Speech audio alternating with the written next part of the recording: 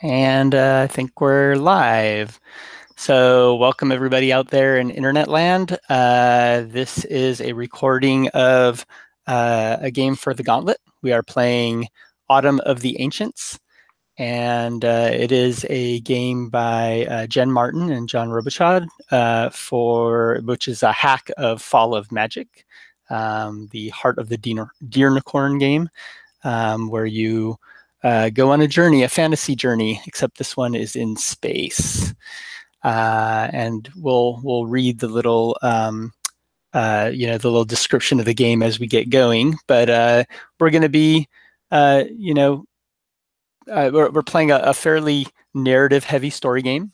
Fall of Magic has very little mechanics and lots of scene framing, and Autumn of the Ancients is very, very similar.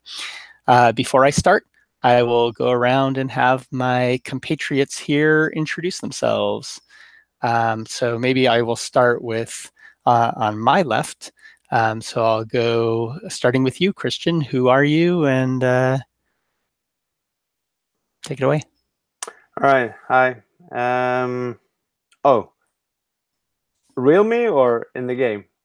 Real you for now. All right. We'll get to in the game. My name is Christian. I'm a member of the Gauntlet since a year back, and I'm really excited to try out this Full of Magic hack, and I'm really excited to get to test this with you, Tomer, and the rest of you guys. Awesome. Cool. Next in line, Lauren. I'm not used to being second. Usually I'm way at the end of the line. Hey, kia ora, I'm Lauren. Played a lot of Fall of Magic. Haven't played this game, but I'm really excited to play it because it looks super fun. And I love bullshit story games where I get to just weave a good yarn with my friends. Awesome. I wonder if you're in the middle because we actually have like a really international cast here, right? We're like all over the globe. All right, next. Yeah, my name's Yoshi. I'm also with the Gauntlet. I've played Fall of Magic a fair amount, and this is the first time I'm going to be playing Autumn of the Ancients. So I'm looking forward to it. I think we got a good crowd to make some good story happen.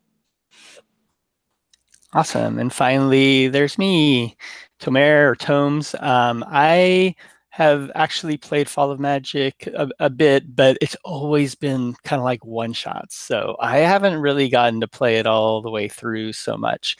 And even this Autumn of the Ancients I've played once, and it was also a one shot, and we had a great time, but only got like scratched the surface of the game. So this will be my first time actually scheduling multiple sessions. So hopefully we can get a full playthrough. That'll be new for me. Cool.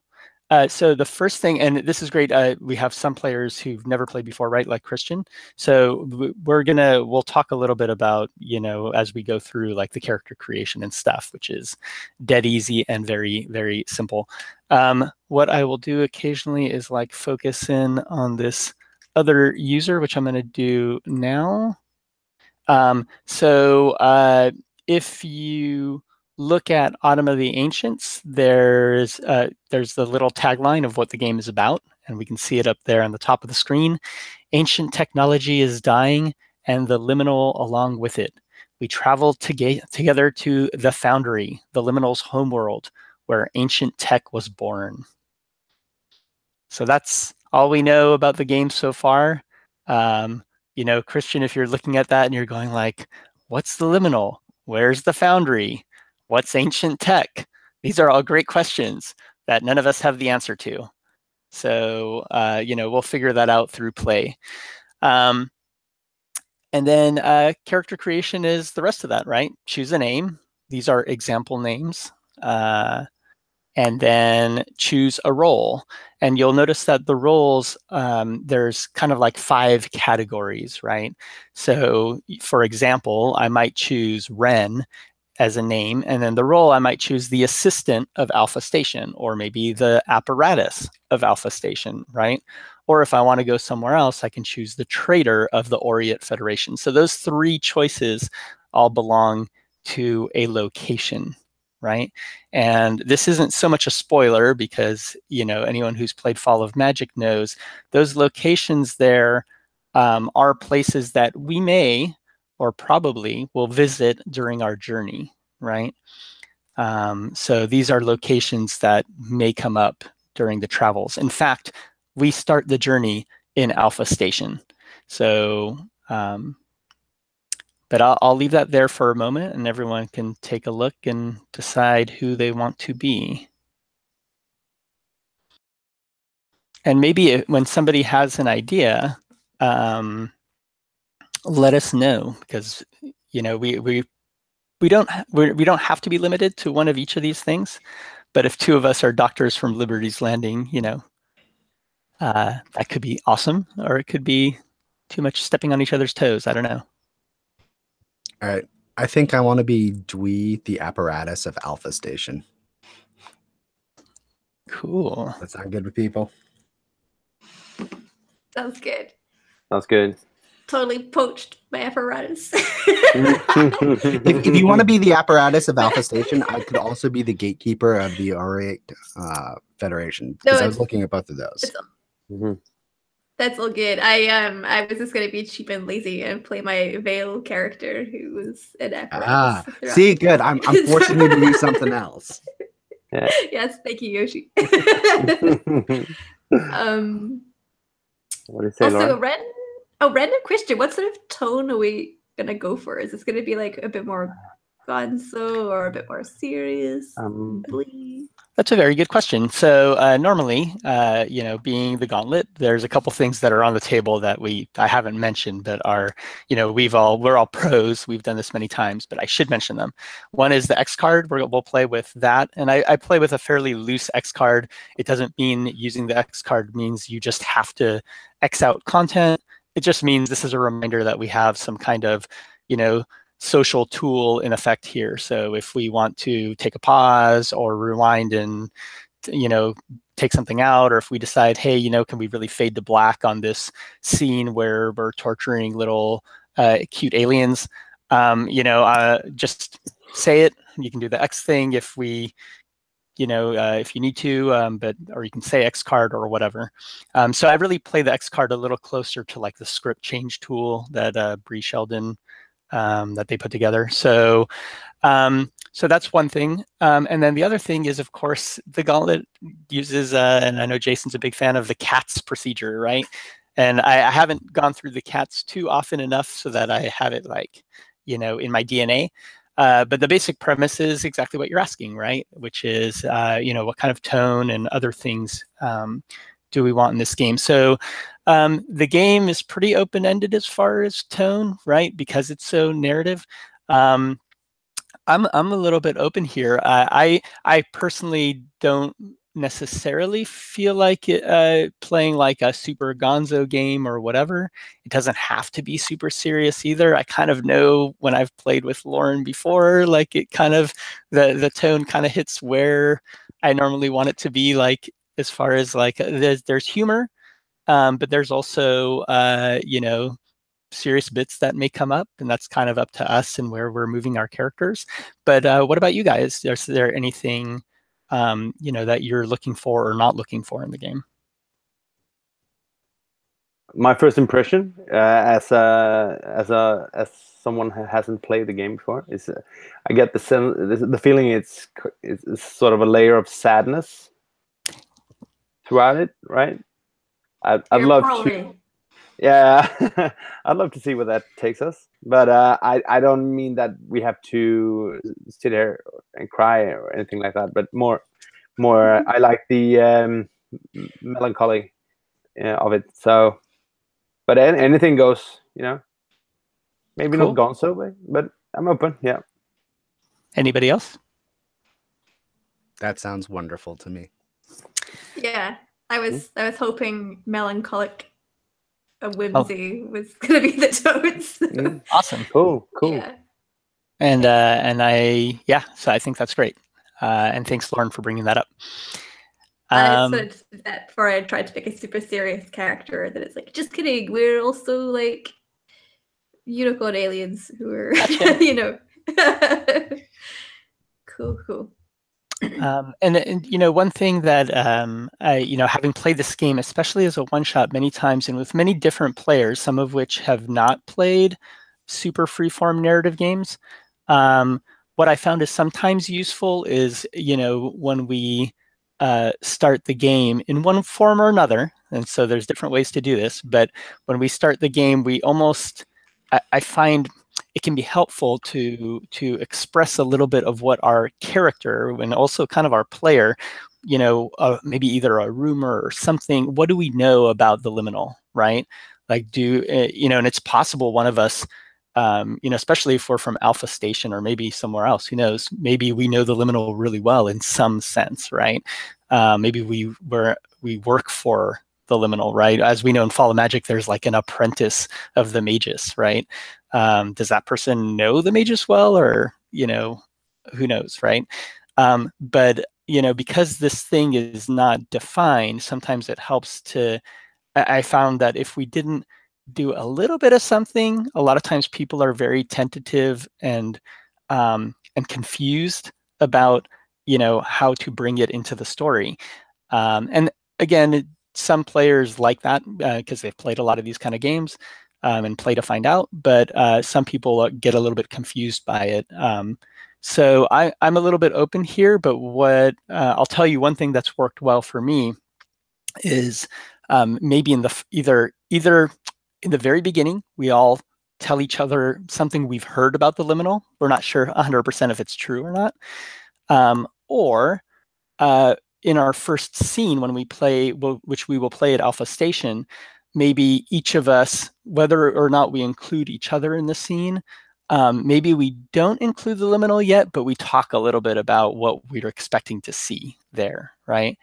And then we will, you know, in a later scene, the liminal kind of takes over, you know, or is part of the scene when we move from one location to another. And that's maybe where it starts to become more fleshed out. And I bring all this up because, again, this has kind of come up in play a bunch in my experience. But, you know, does anybody have any thoughts? And I know, Yoshi, you've played Fall of Magic a bunch. I don't know if you feel like this is something that comes up there. I mean, I've played it a bunch. I think your observations are spot on, and I think that having something that helps describe like what the liminal is definitely something that can help everybody get on the same page about what the liminal is, and I think that that can be very useful. Cool. Anybody else? Lauren, do you feel like? No, I totally agree with everything you just said. Like, you're clearly a master of the folk space. Magic. I join in as well, so I'll just tag along. But okay, cool. Yes, so yeah. So let's create our characters, and then we'll figure that out in our first scenes. Mm-hmm. Does anybody else have their person? Yeah, I got one. Mm-hmm. I think I shall be Minister 4 of the capital. Minister 4 is one of 7 ministers, each representing one of the 7 sons. And I feel like they're kind of going to be a bit antagonistic. They are in this for political reasons. They think that if they accompany the liminal through this journey, it'll earn them some credit, since they are deeply jealous of Ministers 1, 2, and 3, and hope to one day ascend to the status of Minister 3 or 2. 1 maybe is like a bit much, but they're in this they're in this mostly for personal gain, and are less concerned about the what should we call it, the altruism or potential altruistic reasons one might be doing this journey. That's awesome. What about you, Christian? Do you have any thoughts yet on our name and role?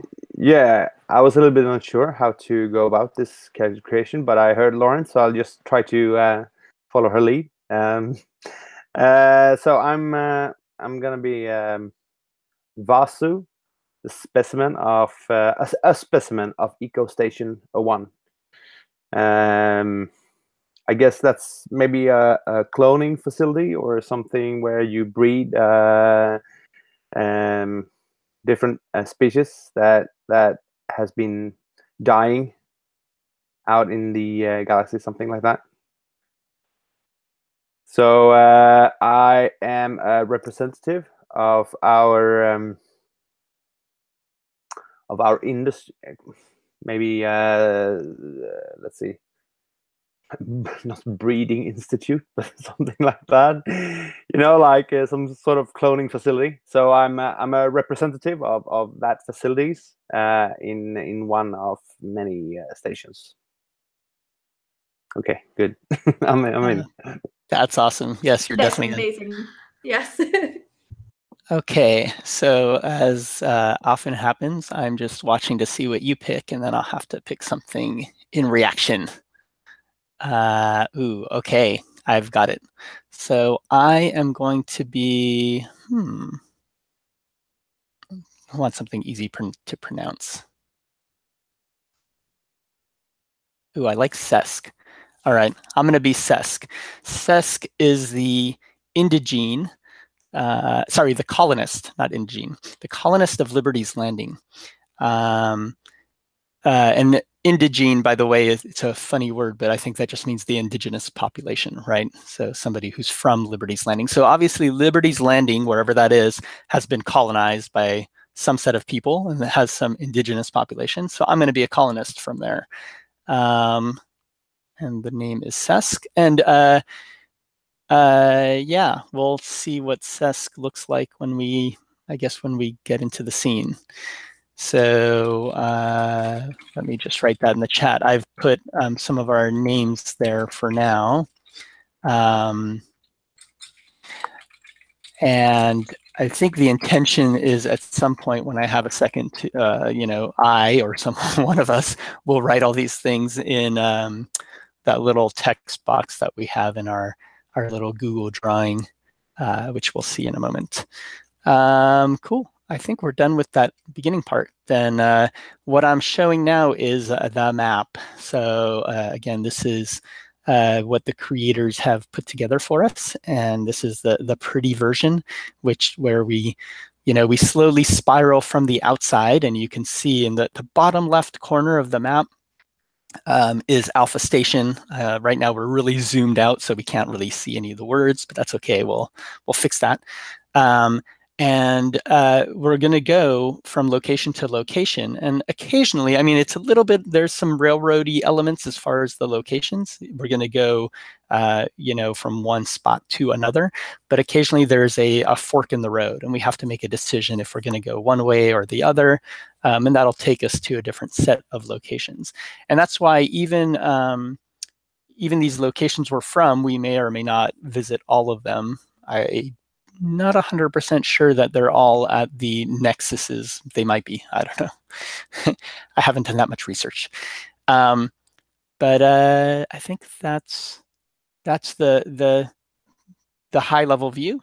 And now we can dive in a little bit. Actually, are all of us able to type into that little text box there with our characters, or is it locked with one person?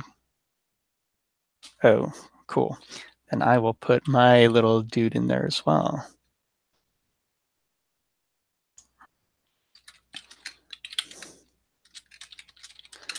Sess the colonist.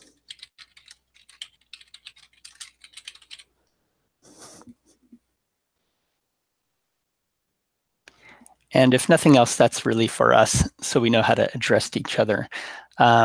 I know for me personally, I don't know about you guys, but recently with the whole Google Hangouts, like the bottom third thing hasn't worked like at all. Okay. Yeah, I just tried putting mine in and it didn't work. I was disappointed. Yeah.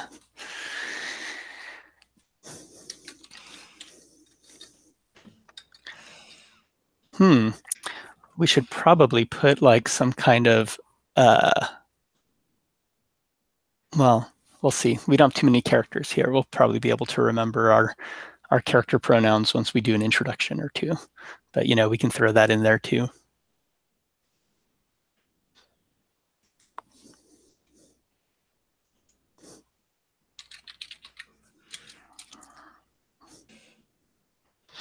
All right.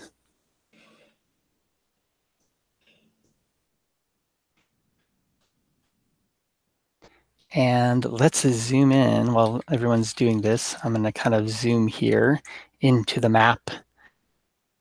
Cool.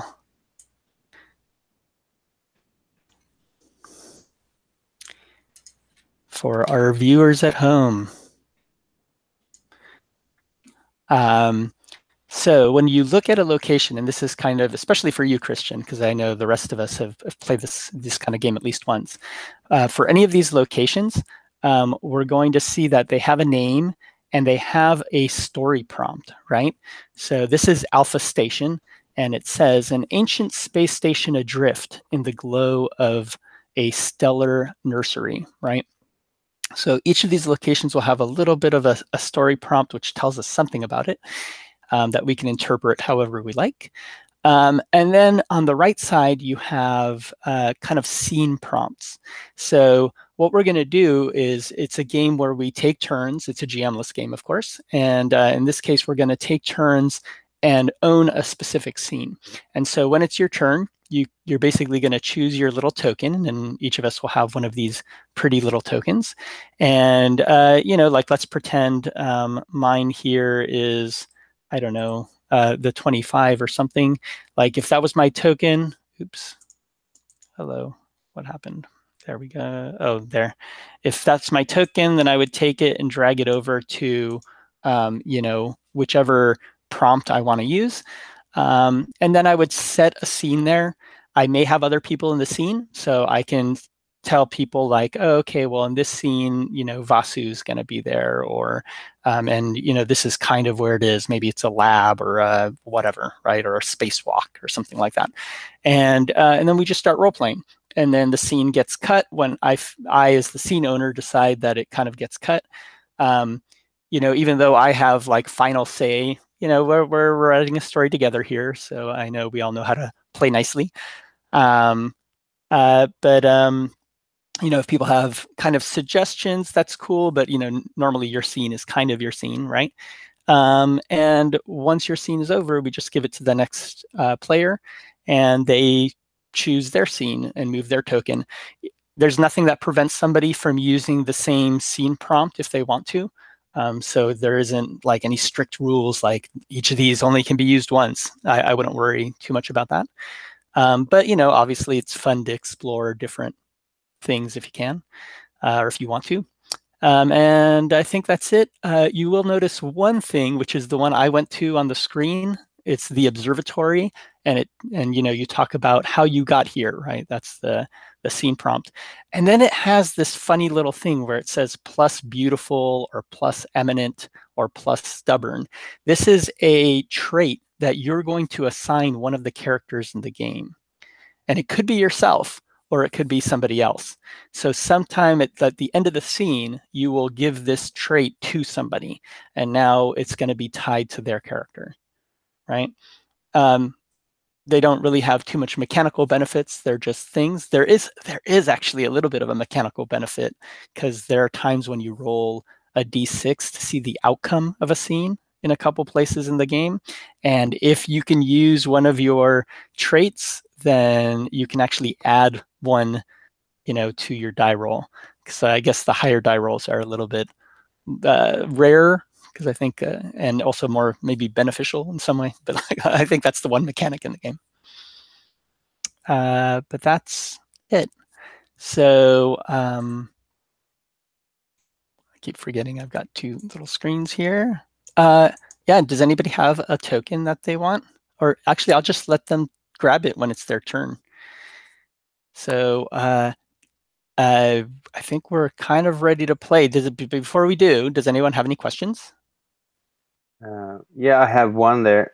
You talked about the prompts. A prompt here is one of the black boxes with Texas, right? Yes, correct. So, and yeah, I sent you, and we have personally, right, the other file in that drive. Sorry, that link that I sent you. There was the rules card, but there's also the location cards. And so if you want something a little bit easier to read, that might be easier, right?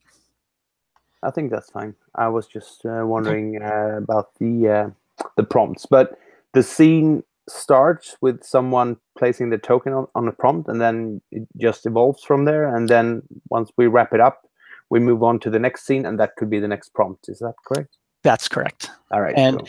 and whoever puts their token there when it's their turn, they set that scene. So, you know, if you, like I said, if I put my token on the observatory, you know, I might just immediately start telling you, okay, well, this is what it looks like. And I'm imagining I'm there, and I kind of want, you know, your character to walk in, you know, halfway through or something, right?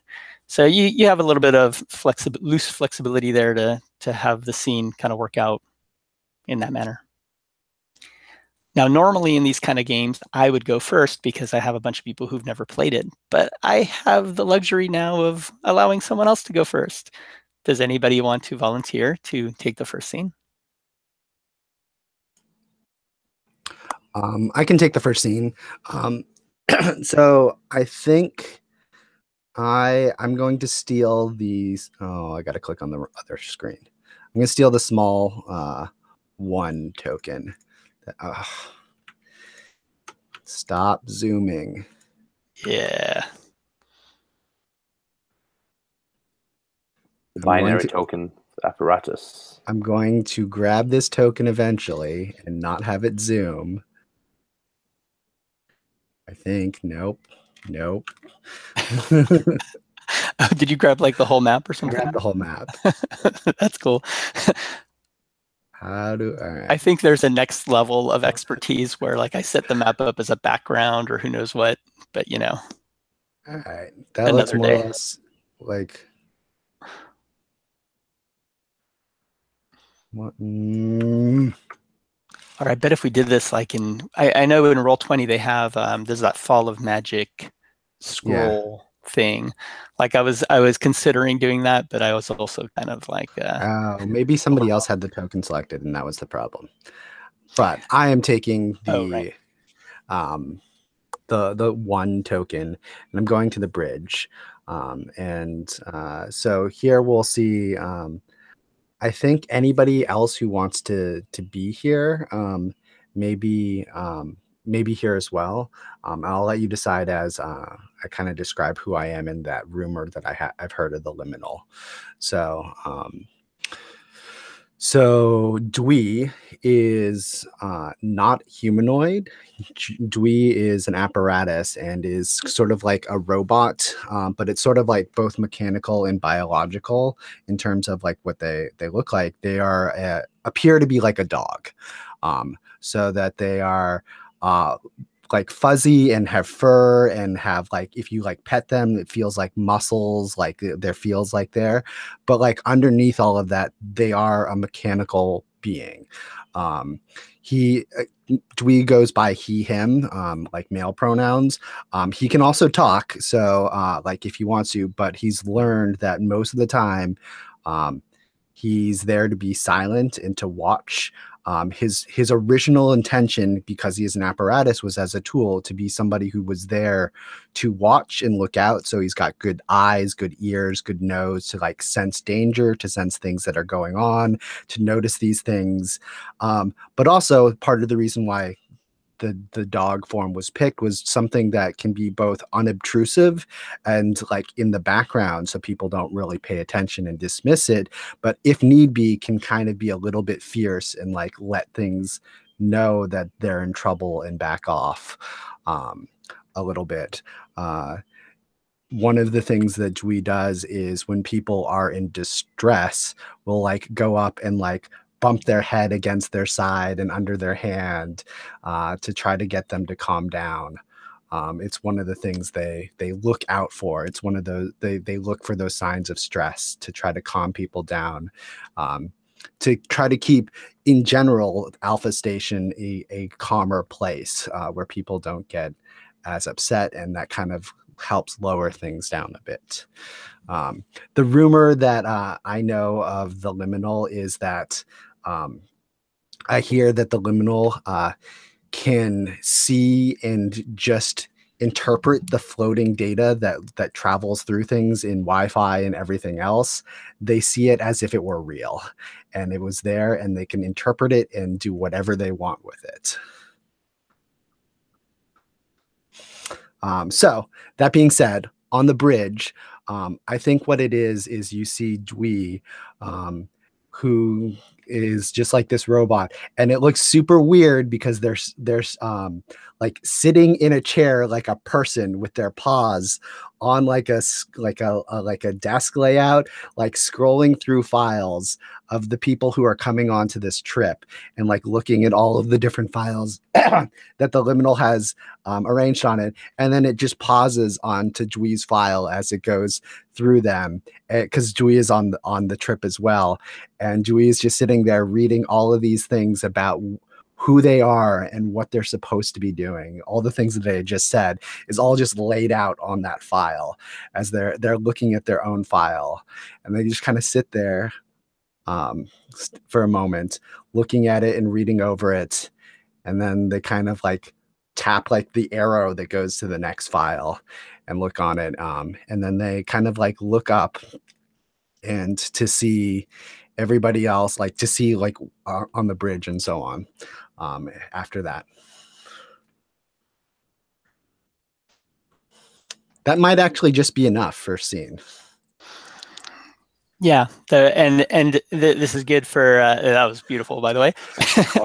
Awesome. And so, Christian, that could be a scene, right? Like you don't have, especially if somebody doesn't jump in, if you've let that door open. Like there was an opportunity. I was thinking, oh, maybe I'll come in and say something over the shoulder, but at the same time, I'm kind of I'll just take a step back for a second. But you could have done that, right? So a scene could be just a little bit of a vignette about, what is my character doing, and, what are they saying or looking at or whatever.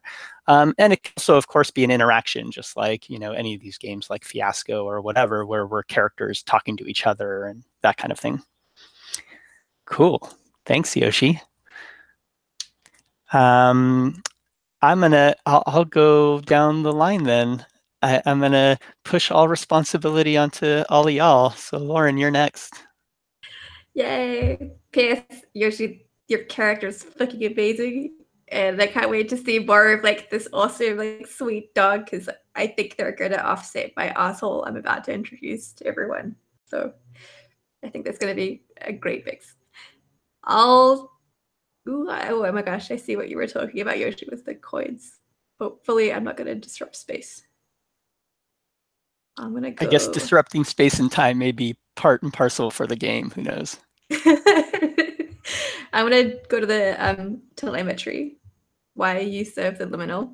I think I'm just going to like do a monologue vignette of Minister 4 and Minister 3. I think Minister 4 has just arrived at Alpha Station from the capital, and they're engaging in a cool video space conference with Minister 3 over like a little screen. And Minister 4 is, I guess she's probably quite tall, definitely carries herself with a stiffness about her, very straight shoulders. Very handsome face, hard jawlines. I think quite short, cropped hair. And she addresses Minister 3. And Minister 3 looks at her with such derision and says, I cannot believe you're wasting your leave traipsing around the galaxy with the Liminal. Don't you know that ancient tech is dead? It's never coming back. Everything's ruined. You're wasting your time. And Minister 4 straightens her shoulders a bit more and says, you're wrong, Minister 3. I have done my research into the nature of what has happened. And I have it on good authority that I can save ancient tech and that it will be done. And that once we have accomplished our mission, I will take your space. And Tizuki will be Minister 4. And then Minister 3 snorts and says, you don't even care about ancient tech. You're just doing this for the political gain. I know your tricks, Minister 4, and you will not succeed. They're going to find out about you. They're going to find out that you don't care. And when they find out that you're doing this for yourself, you will have learned that all this is for naught, for you're a foolish child. Then Minister 4 fixes her with a very straight look and says, I appreciate your insight, Minister 3. I have taken it on board and I will review it in time. Until then, I bid you good eve. And we shall reconvene in a week hence. And then she just ends the communication. So good. Lovely. Oh, and so, and thanks, Lauren. If as far as our scenes like this, and this is for Christian specifically, but also for anyone viewing and for the rest of us, I think for introductory scenes, like that's perfect. You kind of have an idea of where you want to go and you want to introduce your character in a certain way. So if you have somebody else you're playing with, like in this case, there's a very specific character that we have here, and and Lauren has an idea for how this character is going to introduce her character, right? So you can play it exactly the way she did. In future scenes, if you want, just know that you can hand out roles to your compatriots too. So it may be that, oh, well, we're talking to the captain of another ship that, is interrogating us before we get to this place, right? Who wants to play the captain? So we can play other roles than ourselves. I just wanted to let you know that. And you can have some of the rest of us do that for you. If you need to. And you can also set, if it's your scene, like you may say, just like in Lauren's case, maybe in a future scene, we could play Minister 3 now, because we kind of know the attitude of Minister 3. And so Lauren may say, okay, well, this is the next call, and Minister 3 is upset because of so-and-so reason. Like, she may give us the motivation, and then we can kind of play that kind of thing. Yeah, I definitely want to see someone else play Minister 3 in the future. That'd be fun. All right, cool. Then Christian, I'll send it over to you. All right. I was almost on my way to interrupt Lauren, but I just wanted her to finish because I didn't know what was coming. So okay, Vasu is a tall, very tall product of breeding and cloning facility. Like, I saw the word nursery somewhere, so that came to mind, like something that maybe something from a republical societal like a big organization that sort of handles the reproduction of certain species that cannot reproduce themselves. So, like a tall individual, very slender, is addressed with a they pronoun, like half synthetic, half biological, but carries a lot of the biological genes and organic masses of several different species. So they're sort of encapsulating the genetic code of several important biomes inside their bodies. But they are a synthetic product, and they are made in a facility. So once they sort of comes to life there, they're both keepers of their own genome, but which also is a mix of several species. So they work as advisors and also keepers of their own sort of heritage. So I see Vasu coming out from sort of an archive where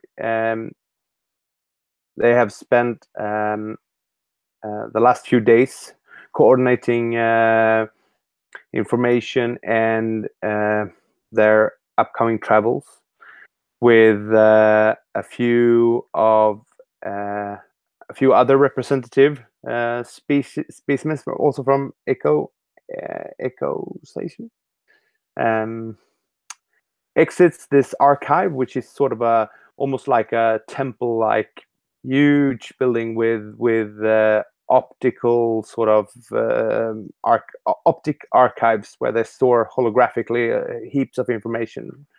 Coming out there, a few crew members or some sort of workers on the ship that they are supposed to get on board with, and they are talking a little bit about like when the ship is actually leaving this alpha station, and talks to Vasu. Vasu, the ship is almost soon ready for leaving alpha station. Are you ready to come aboard? Vasu speaks very slowly and yes, we are soon done. The voice is sort of a binary synthetic voice.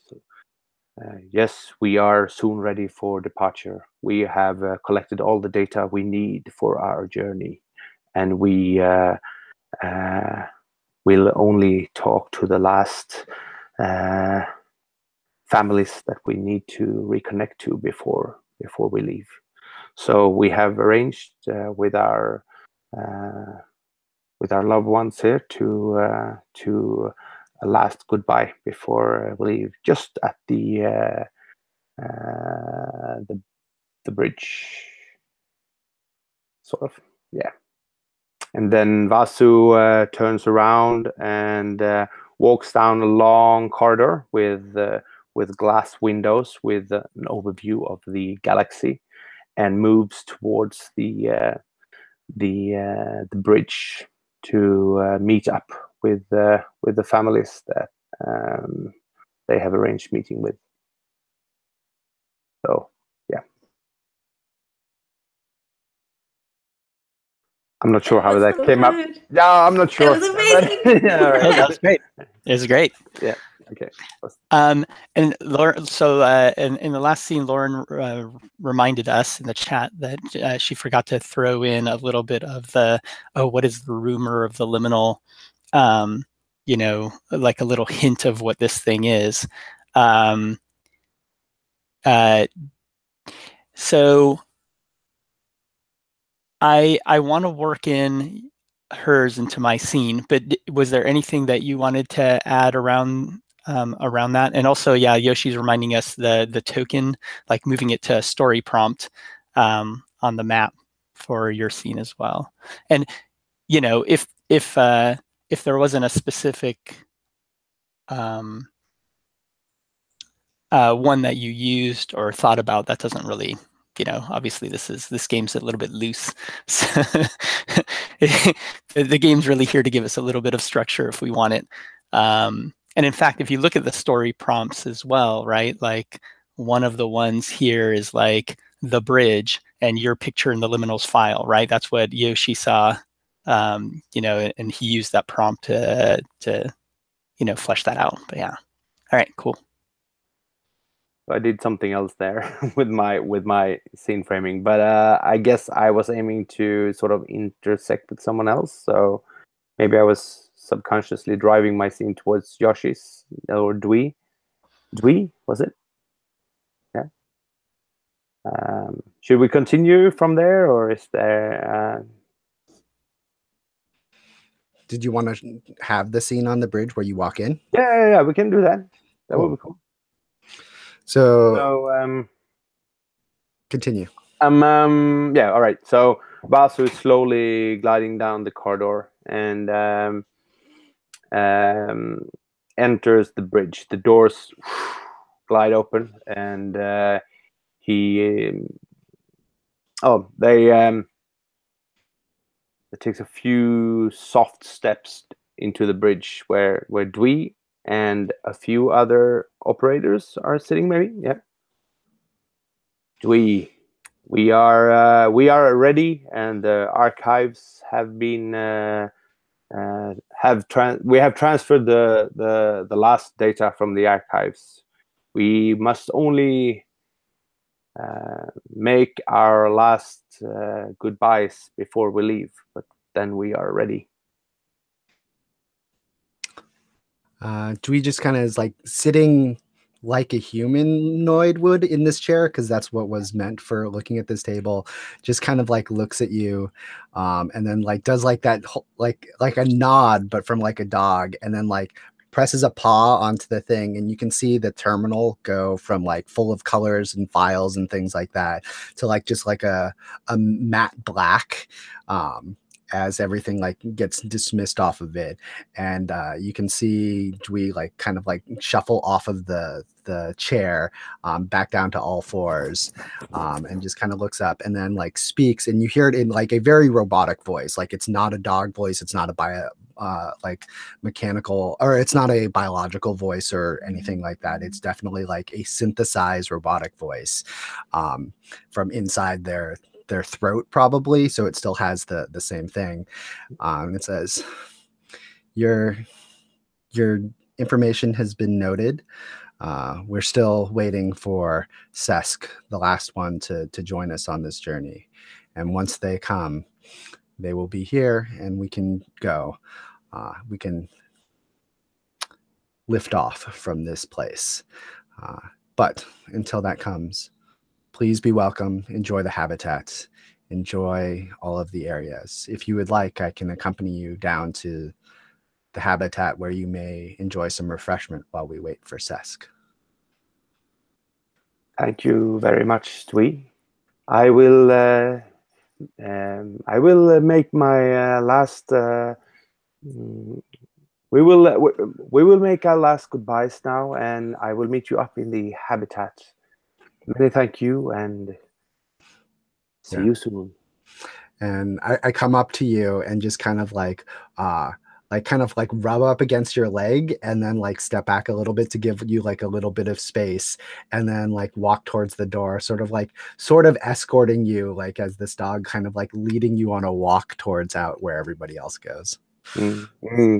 Vasu looks as we with large crystal blue eyes, and a sun is slowly setting behind an atmosphere, purple atmosphere on the planet below, and it all gleams in purple and deep bluish before the scene quits, or yeah, so we set the scene. Yeah, beautiful. Super. Awesome. I'm struggling a little bit with the words here, but yeah, I hope you. You're doing wonderful. Oh no, it's great. This is great. All right, cool. Then I guess I've got a scene I got to do, huh? Let me see here. I'll grab this green token. I like the green token. All right, so I'm going to grab specifically the scene, which is the observatory. And I'd like to do this thing where, so it says how you got here is the scene prompt. But what I'd like to do is I'll tell you what you all see. And I kind of want to do these really short little bits where maybe we can see each of your characters seeing this happen, right? So, we just heard Dewey say that, we're waiting for this last crew member, right? And so now we're seeing, a ship, a smaller vessel, kind of like a weird looking vessel. Maybe it's, kind of very like, it's kind of circular, like a big oval, but it has almost like spines coming out of it, but they're not hard. They kind of like move a little bit. I mean, not like they're moving in space due to like air, but they're just kind of like randomly, almost like little tentacles or something, right? And this little ship is flying toward the station and toward our ship, right? And everybody knows that these ships are for a specific species, right? The Ori, right? And the Ori are like these little floating kind of like gas clouds, right? To some extent. I mean, they have a physical form to some degree, but they're also kind of like a little bit gas. So if you try to catch one, you wouldn't really be able to grab anything physical, not quickly. Like, it'd feel like your fingers are going through maybe liquid or slime or something, right? And I'm going to say that the Ori, for whatever reason, different species usually don't look on them favorably. They have reputations for either being, I don't know, that's what we'll find out from you guys, right? But I want to see kind of like a short scene of each of you noticing that the ship is coming, either through like looking through a window, maybe in the observatory, right? Because that's part of the scene. Or it could be, in a different part of the ship, or knowing that I'm coming in a different way, like from a computer terminal, or I don't know what. But yeah, I'll do that, and then we'll see Cess come into the vessel. So anybody, feel free, take it away. All right, I'll start. I think this is definitely Dwee at like a cafe in the habitat, like where there's a big like observational window, so like you can look out to see what's coming on, and we see that ship come in, and you see from Dwee's perspective, like they have they're just like sitting, like kind of laying down at a cafe table on the outside, looking out at this observation, just kind of like watching it go in. And then you get a brief point of view shot where they're kind of like looking up there, and then you're looking through their eyes, and you can see one eye is essentially like looking through the window, but the other has like an overlay over it. So you get like kind of like the data overlay. And it's just basically looking up a bunch of stuff about the Ori and trying to figure out, because like a little bit more about them, and you just like almost hear Dwee like mutter, even in a robotic voice with nobody else around them. It's just like, how do I comfort someone who cannot be physically touched? And then it just kind of like the overlay like kind of like fades out and like disappears, and you can see Dewey just kind of stand up and do like that dog shake where they like shake as they stretch and like lean out, and then get up and start walking towards the entrance where the Ori ship is docked. Awesome. Anyone else? I can go. This, just so I can confirm, we're defining your character as an Ori.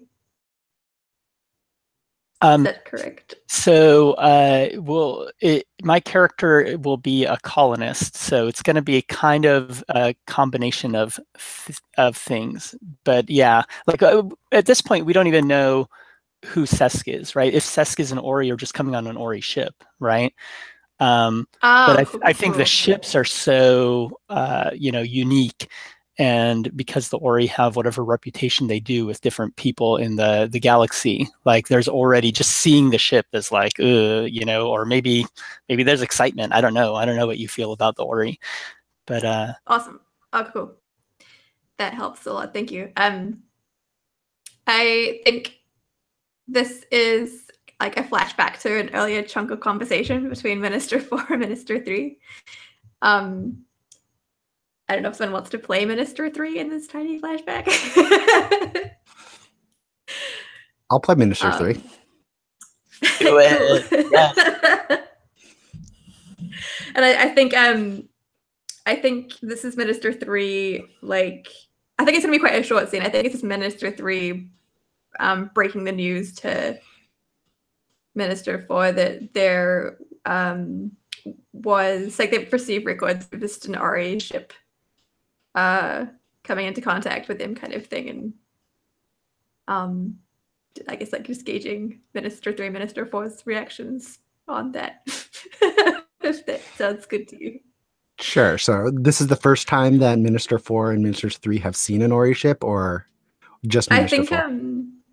I think probably just Minister 4, but I think Minister 4 and Minister 3 have some, like, prejudices against them. Probably, I kind of like the idea of them thinking that the Ori are a bit high and mighty because they've, like, transcended human forms and have, like, looked down upon people within meat sacks, you know?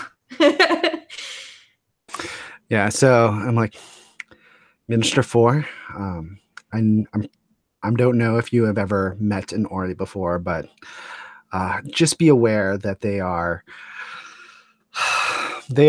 mercurial creatures. They bit arrogant. They think that they have gone above the rest of us, and you can see it in the way they interact with us. They do not pay much attention, and it just takes a lot of effort to keep them focused on the tasks at hand. Indeed. I know that you and I do not agree on many things, Minister 3. However, I think one thing we can agree upon is the fact that Ori are full of hot air, and it will be somewhat of a challenge upon my part if we had to travel with one of these such beings. Yes. Just remember that they can get fixated on certain things. So figuring out what it is they need can help you get the upper hand in the situation. Indeed, I would. I do hate to ask you for favors, but if you could please send me a dossier of the Ori on our channel, that would be much appreciated. But of course, I will gladly extend this favor out to you. Just keep that in mind. Of course, I know that you will not let me forget it, Minister 3. You are very meticulous when it comes to this kind of thing. Of course, I would never dream of forgetting anything like this. Receipts are so necessary in order for the civilizations to prosper and function the way that they actually do. Well, you can put it on my tab as... Just be careful, your tab is growing quite large. And I do so regret the day that you call in all of those favors. Yes. But until then, Minister 3, may the blessings of the Seven Sons be upon you. And may the Seven Sons grant you luck in your journey. I just take a hint of sarcasm there, Minister 3, but your well wishes are much appreciated. Good day. Good day. Hey.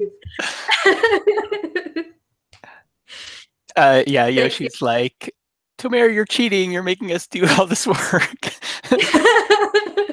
Like, you're right. I love it. That was great. So, Christian, do you want to do a little thing too? Yep. I'm not going to force anyone, but yeah. No, I'd love to. So Vasu has been down in the base where the families of his kind have said goodbye. They made their goodbyes. Said their goodbyes. Yeah. So Vasu is slowly returning with some of the crew for their departure, coming up to the habitat, and they're standing there in the habitat where large, huge glass windows are. It's like viewing over the planet which Alpha Station is orbiting, and we see this Ori ship coming in and sort of what do you call it when it sort of docks to the station, sort of, and the tentacle arms sort of moving rhythmically and sort of glows like also like heartbeats coming out, sort of just when it hits the station, the lights all go out, and he looks up to this ship and wonders what sort of he knows that Vasu knows that the Ori is a very enigmatic species, and they and their kind have never sort of been in contact with the Ori, so there's a lot of questions unanswered. He walks over to the elevators and enters one to go up to greet the last passengers that comes with the Ori ship.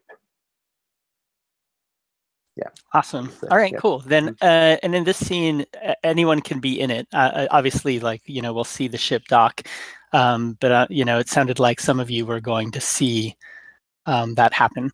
So I think that this scene is actually set in kind of like the little, docking airlock kind of area, and we see, a large, like kind of what we would expect an airlock to look like, I suppose. And it's the door opens kind of diagonal, right? Like kind of moves away that way.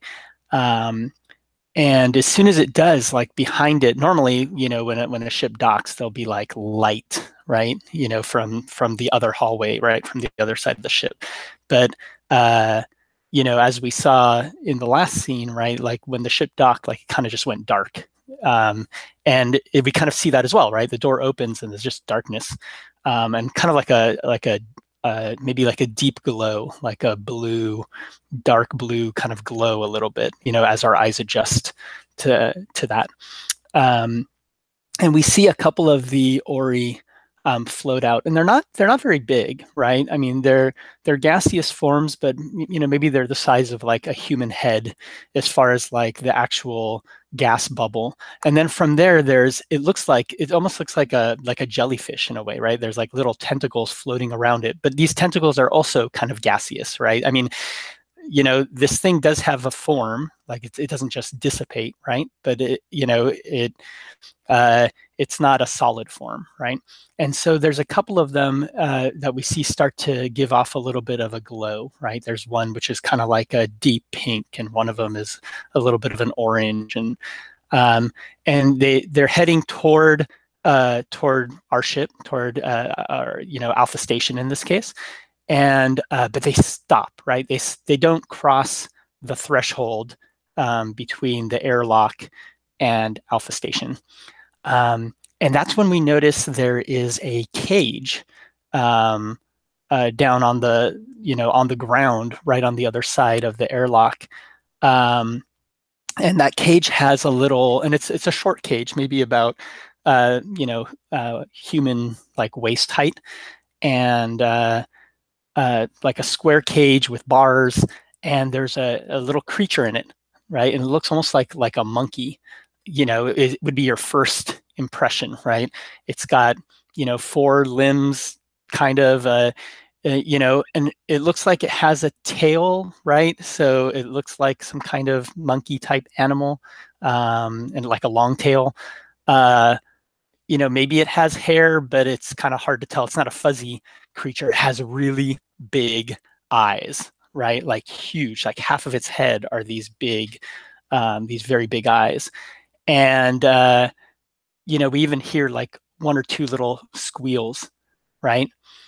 But then, one of the Ori comes up, the deep pink one, and, I'll just call it pink. And it says, we are here to deliver Sesk. I think you see Dwee, who's just like sitting like a dog would sit, and then kind of like stands up, and then in that robotic voice again, it's like, we are here. I am Dwee. I'm here to receive Sesk. and there's this pause and a little bit of, ah, servant, yes, you will do. And all of this, the voice that comes out, it's not exactly like, it's a little bit echoey, just because you can hear it comes from the creatures, but they're not using like a vocal box, right? So it's a little weird, but you can even still hear like almost like some condescension, right, just coming out of it. And then the orange one glows, and the cage just kind of opens up slowly. And we see this little monkey creature, and it doesn't just run out, right? It's kind of like looks out, and it's like sniffing the air. It's touching the ground outside, and then suddenly it just runs into Alpha Station, and runs and jumps on Dewey, right, on Dewey's back. And it's standing there, and I think, Dewey, you can probably feel that, it's shaking, right? Like you're not sure if it's nervous or whatever, but it's grabbing onto you. And I think like I just like stand there like with the infinite patience that you see dogs have with like little kids or things that are like grabbing at it. It just kind of like stands there and lets it there, and then like in a like still robotic voice, like you can hear it say, "Hello, Sesk. I'm here. You can grab on. Everything is safe." And you can see the creature kind of like relax a little bit. You can feel it immediately, right? Like a little bit of the shaking starts to reduce, and but it's still holding on tight.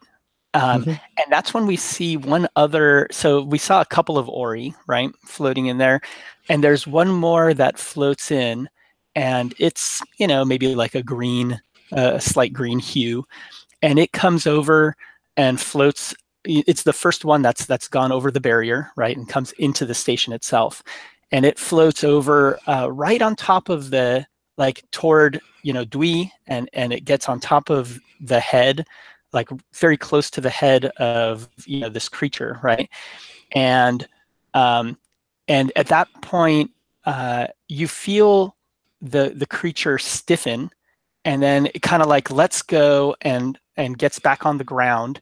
And it's almost like sitting up, kind of like a monkey might sit, at attention or something, right? And you also notice that it doesn't have a tail, right? It's like 3 legs and 2 arms or something, right? Like the 3 legs are all kind of the same or something. But it sits there, and this Ori is very close to its head and says, "Thank you for calming us down." And then the 2 of them start to kind of walk down the hall, and you can see that this monkey creature, right, or Sesk, is not it's not walking the way it was earlier. Right now it looks like it's kind of trying to almost like mimic what these other sentient creatures, how they walk or whatever. It's still trying to figure it out. And then you can hear that voice, that same voice, that Ori voice, say, "No, no, you will not, no." And it's almost like it's trying to reprimand the creature for doing something, right? And Dewey, you notice that the creature's kind of stopped and has looked over. There's like a little, toolbox, right, over in the corner, and it's open, and there's like 1 or 2 tools sticking out. And as the creature is being domesticated, right, then we see, Sesk, I'll just start saying Sesk for them, right, start to walk down the hall again, but then it kind of turns and it looks over at you.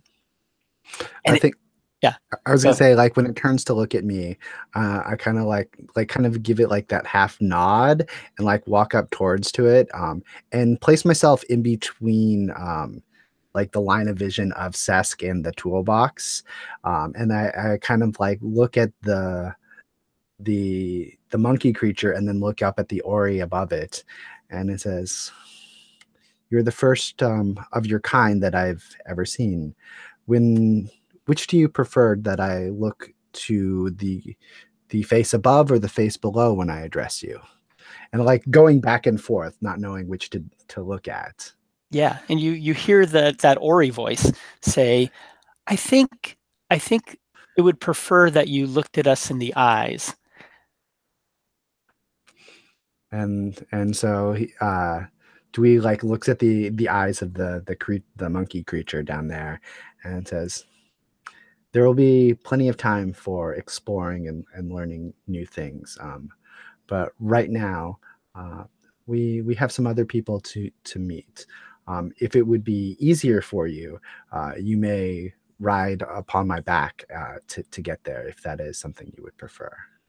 And you can see like definitely as soon as you looked in the eyes, like the creature definitely has kind of relaxed a little bit, and it kind of tentatively, walks over to you and gets on your back, and the two of you, and with the floating, Ori nearby, I think you just head down the hallway.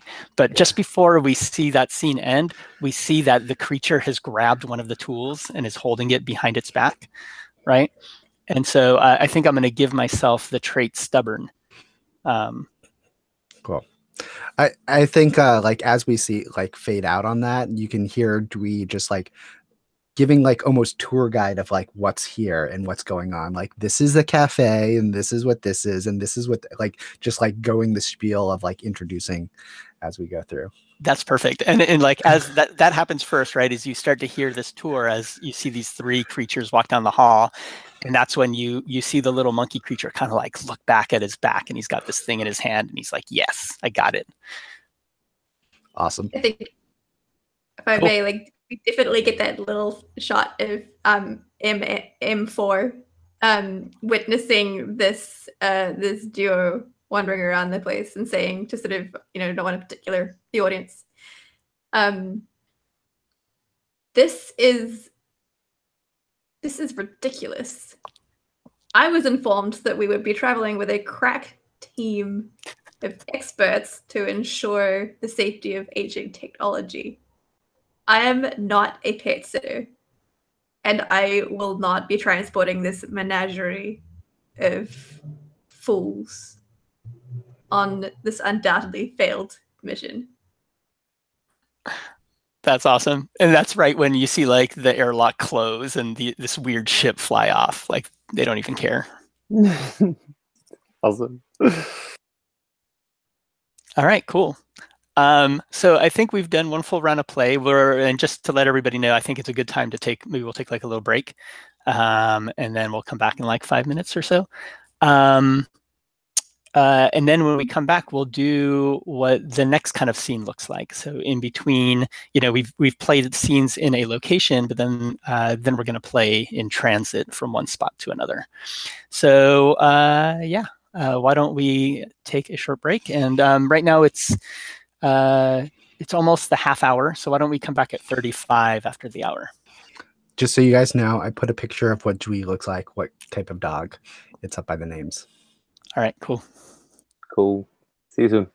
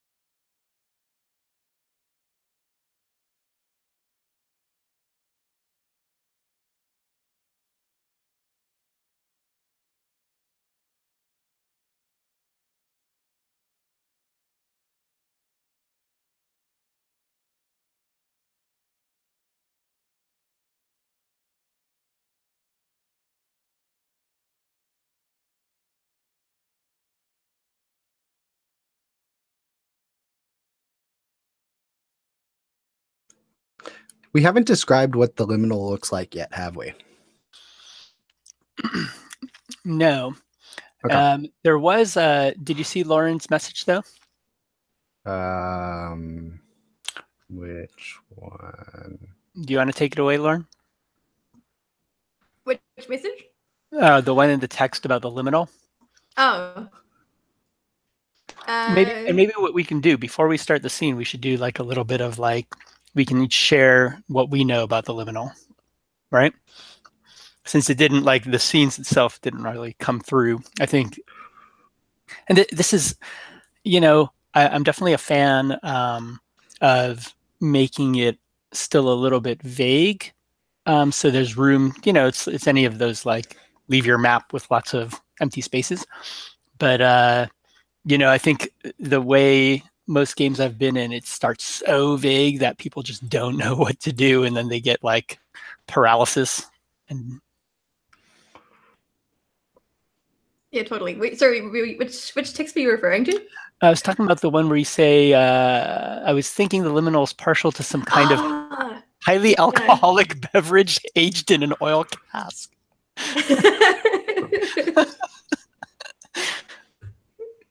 Yeah. Yeah, I was building on I guess, like, trying to entrench the rumor that the liminal is either part human, part not human, or they at least enjoy not human things, which may lead credence to Yoshi's rumor. Yeah, I was thinking the liminal was not a human, but maybe humanoid. And just in terms of, like, it's definitely an alien species. So I guess we'll wait till Christian gets back to really, like, flesh that out. But that was my initial impression, is that they have a physical form, they're humanoid-ish, but not a human. And I kind of think it's interesting that that Christian's character Vasu is kind of this weird hodgepodge of things, right, to an extent. And, like, I wonder if the liminal is also kind of this, to, like, a more ancient kind of hodgepodge of stuff. Maybe it is kind of humanoid, but because some of us are humanoid, right? Like, I don't know.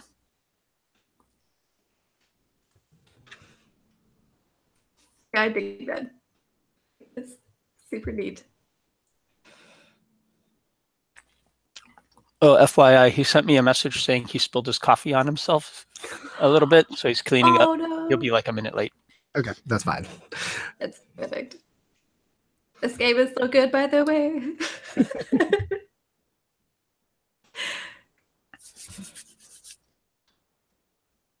I'm digging everyone's characters. I like how half of our cast are completely not humanoid. Weird. Yeah. It's in space. You can be whatever you want to be. Yeah. I know. Oh, I'm totally just, like, channeling Jupiter Ascending. Like, that's pretty much what I'm trying to force into this game, is just a lot of Jupiter Ascending. I can dig that.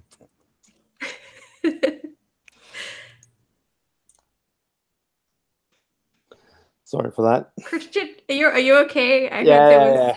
I just coffee accident. I got coffee in my bed, but okay. Oh. All right. Sorry.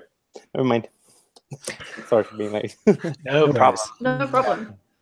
Okay, so and just as far as time check today, so we are about an hour and 40 in, give or take, and I scheduled these to be about 2.5 hours. I actually have up to the 3-hour mark personally, but then I kind of have to drop off around then. So we can try to tie off any time in that last bit if it's cool with you guys. And yeah, so I kind of feel like, well, we'll probably do this transit scene, and then from there we'll probably do one more round, I'm guessing. So we'll kind of see how we go. So as far as the way the Fall of Magic and these type of games go, or this type of game goes, there aren't too many. After we've explored a location like we did, Now, normally what we do is we all pull our tokens off, although we can just kind of leave them there. There's no real need. And then we move kind of in Fall of Magic, you move the Magus token because you're traveling with the Magus, whoever that is, to find the origin of magic. In this case, we're traveling with the Liminal. And so we have this other token, this kind of slightly bigger one, which is our spaceship or whatever we're traveling in. So when you go from one scene to another, there's also a story prompt which they have related to the actual locations themselves, right? So as an example, the Alpha Station we saw was an ancient space station adrift. And then the place we're going to go next is the Gateway Nebula. And the story prompt there is the distant view of the galaxy through the middle of the nebula, right? And what normally happens is, we're taking turns playing scenes, right? We had Yoshi go first, then Lauren, then Christian, then myself. So normally what would happen next is now it's back to Yoshi's turn. And Yoshi's got two options, actually. So he could grab his token and explore a different thing within Alpha Station, if that's what he wanted to do. Or because everybody's already gone at Alpha Station, he can pick up the ship token and go from one location to another. And in this case, and I've seen it done different ways, but my impression is that, Yoshi can kind of either play the Liminal, or he can play his own character, but with the Liminal, the scene is kind of focused around the person we're traveling with, right? The Liminal, and going from one place to another. And, whether or not Yoshi's actual character, whether Dewey, for example, is in the scene or not, that's kind of up to him. Maybe the scene will actually be with the Liminal and Vasu, or the Liminal and all of us, or who knows what, right? But that's a little bit up to the scene framer. And Yoshi, is that and Lauren, you guys have played before. So normally, you take the role of this other character, right? I have seen it before where sometimes people will just play themselves, and this other character will kind of be almost in the background or not as involved. But I think it's good for us to kind of incorporate the Liminal into the story, right? So Yoshi, do you want to take us through this? And I'm going to continue to give you guys all my work. Sure. Sounds wonderful. Yeah, so we're going to move on to the Gateway Nebula. So I'm going to hopefully grab the right token and not get the map. Yes. And slide it over. And so I think this is what we see is I think we see everybody up on the bridge of the ship that we're traveling on, because this is a smaller ship. This is a ship meant for travel. It doesn't really have a big habitat with a big wide observational panel that we would see on the space station or anything like that. Really, the place where you can see everything and you can get a good view, a good panorama of what's out there, is on the bridge. That's the only place that there's enough space for that, and so on. And so I think we see the Liminal here. Oh, before we wanted to get going on that, we were talking about we haven't really described what the Liminal looks like. Does anybody have anything particular that they want to see? Christian, do you have any ideas that you want to throw in there? Oh, I'd love to see something strange, almost non-human. Cool. Awesome. All right. So I think what we see is the Liminal is sort of centipedal in form, but not exactly. It's they're a very long, multi-segmented body, but they've got 5 pairs of arms / legs, and so they can go down on all 10 and walk that way, or they can sort of do that centaur thing where they stand up and their back is arched and so on, and they have their multi arms and legs and stuff that are going along that way. And so they still look sort of humanoid, but not, because they just have 5 different body segments instead of the normal. So like it's sort of that weird, like if you have 4 chests and a lower body type thing. And they're kind of like standing there, and they're resting on 4 legs with 3 of them standing up, looking at the rest of us. Or actually, with their backs to the rest of us, they're like looking out the window and describing the scene of like. And I think the Liminal has, what kind of voice do they have? I think they have a very slow, deliberate, almost monotone way of speaking. Like, this is the thing that we're doing, and like very it's almost like if you were trying to put somebody to sleep, like a professor, like just like talking, and like it's like that type of, like, they're not really trying to put you to sleep, but like you could just like listen and like doze off pretty easily if you were not like super attentive to what's going on. And they're like, this is the Gateway Nebula. All around us, there's lots of gaseous and star stuff that comes and goes, and we will be traveling through it. And this is necessary in order to get to where we need to go. There are many things and dangers here. The most significant of these is because of the way the nebula forms. Communication is limited to outside areas, and just like keeps going on and on about this.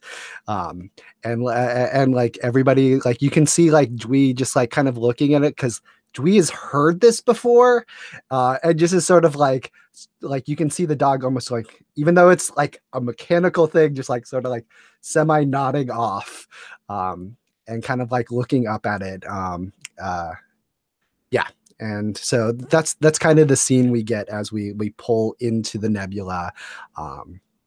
Yeah, I think we you know, there's we also see this moment where at first, where Sesk, the creature, right, the little monkey creature, is like, you know, as they walk into the room, as we've been, you know, either summoned or, you know, some of us are arriving here, kind of like wanders over tentatively to the Liminal, which is, you know, this, I think, a little bit of a bigger form, right? Because it's made up of all these segments, right?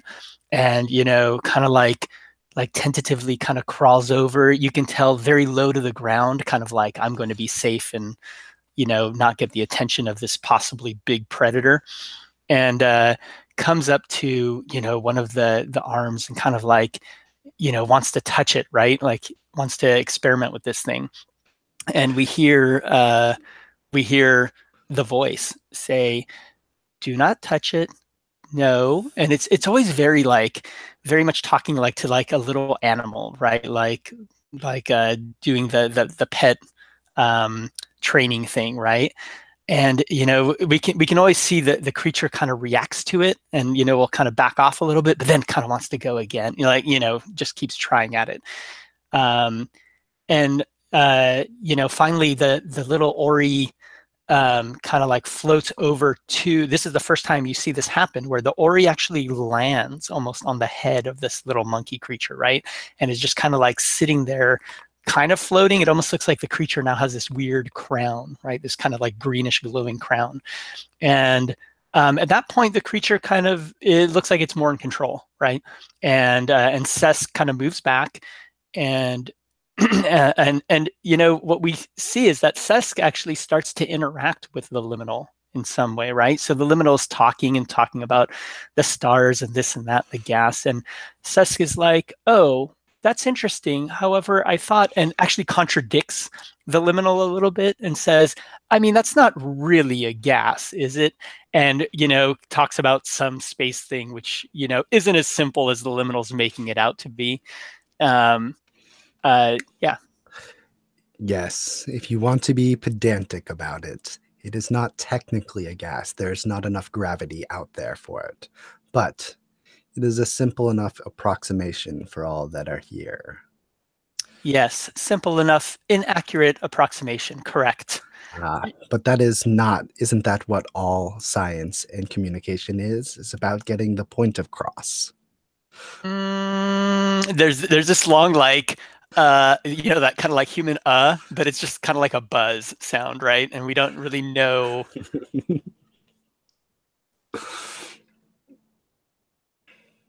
Is anybody else here? Oh yeah, Vasu is here as well. Vasu is fairly slow when it comes to interaction. Very considerate, I imagine. Often Vasu can be seen like just absorbing what others do, and sort of trying to make sense to it, but also to register what's actually happening. So I guess that maybe there is some sort of strange thing going on with his its memory, like memorizes everything that comes in and sort of stacks up in his inner sort of genome chamber. Like this is no time for disagreements or squabbling. We must focus on the journey now and make sure we find the source of the ancient technology. Do not anger our fellow traveler, Sesk.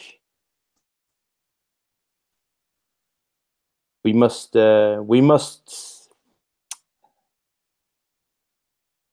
endure what this journey has in store for us.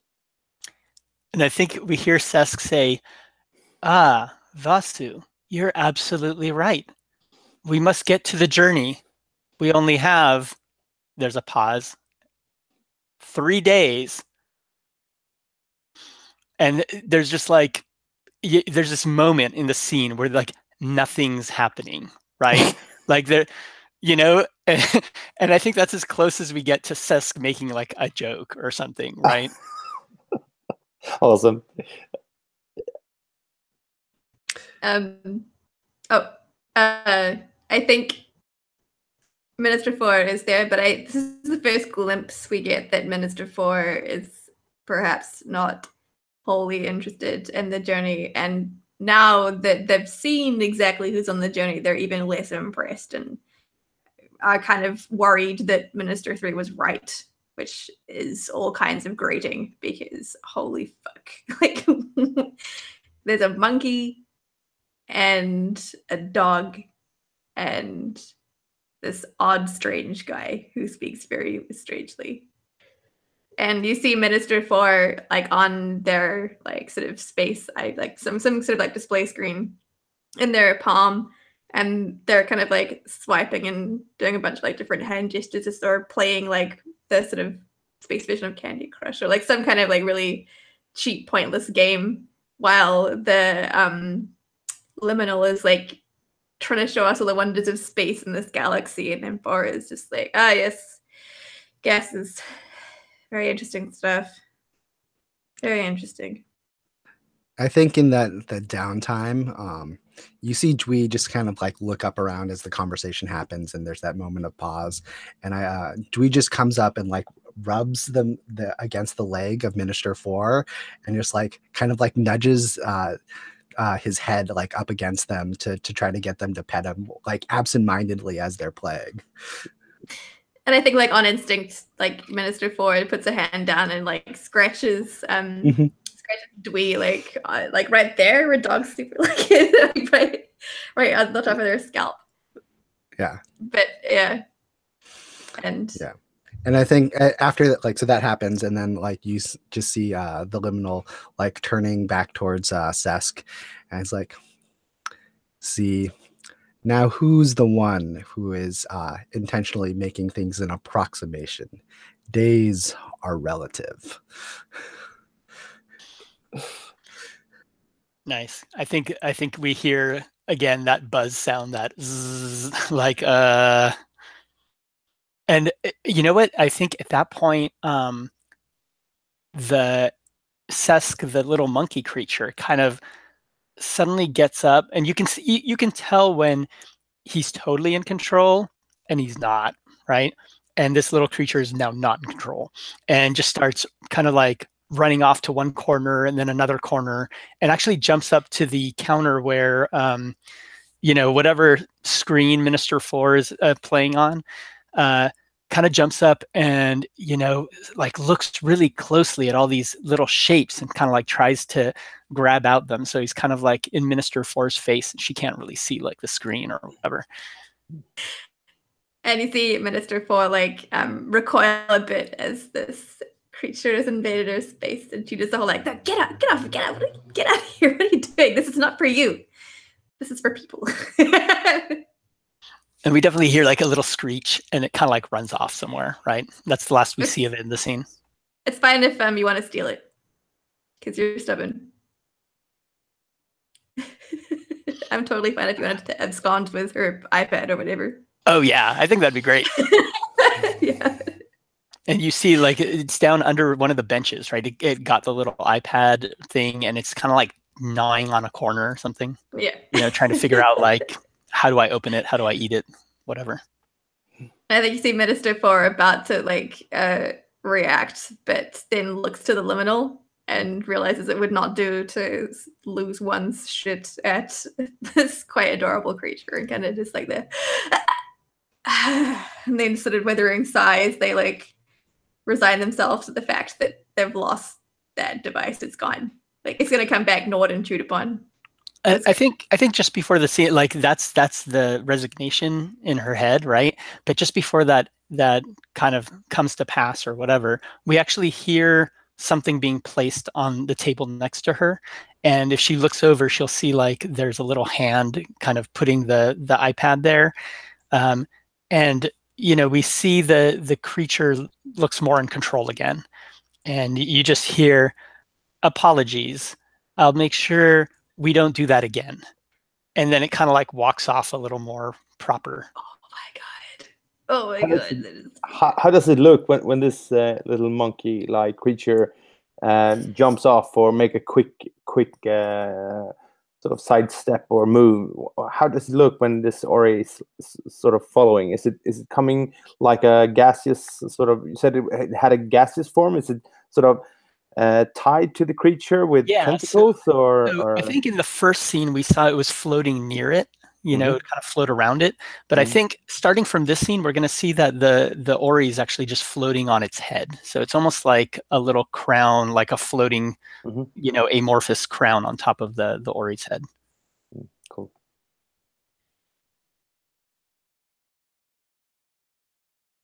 So so this is still going to be, and this just games wise, this is still Yoshi's scenes, right? So Yoshi's going to get to say when the scene kind of cuts. I think that's a good place for the scene to end, so we'll stop it there. Cool. And now the way play continues, now we're in the new location, so we're in the Gateway Nebula, and what's going to happen is we are going to take turns starting from Lauren, right? One by one, where we grab our token and again choose one of these scenes and scene prompts and just do the same thing. Oh man. These are all so good. I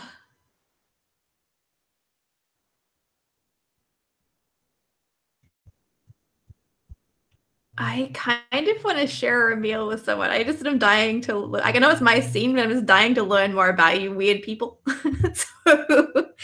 I'm listening for that. I was thinking the same. So we'll just all eat in a mess hall. We'll just have a whole turn eating food. It'll be great. Who do I want to be in this scene? I'm really torn. I kind of want a scene with Vasu. I want to learn more about Vasu.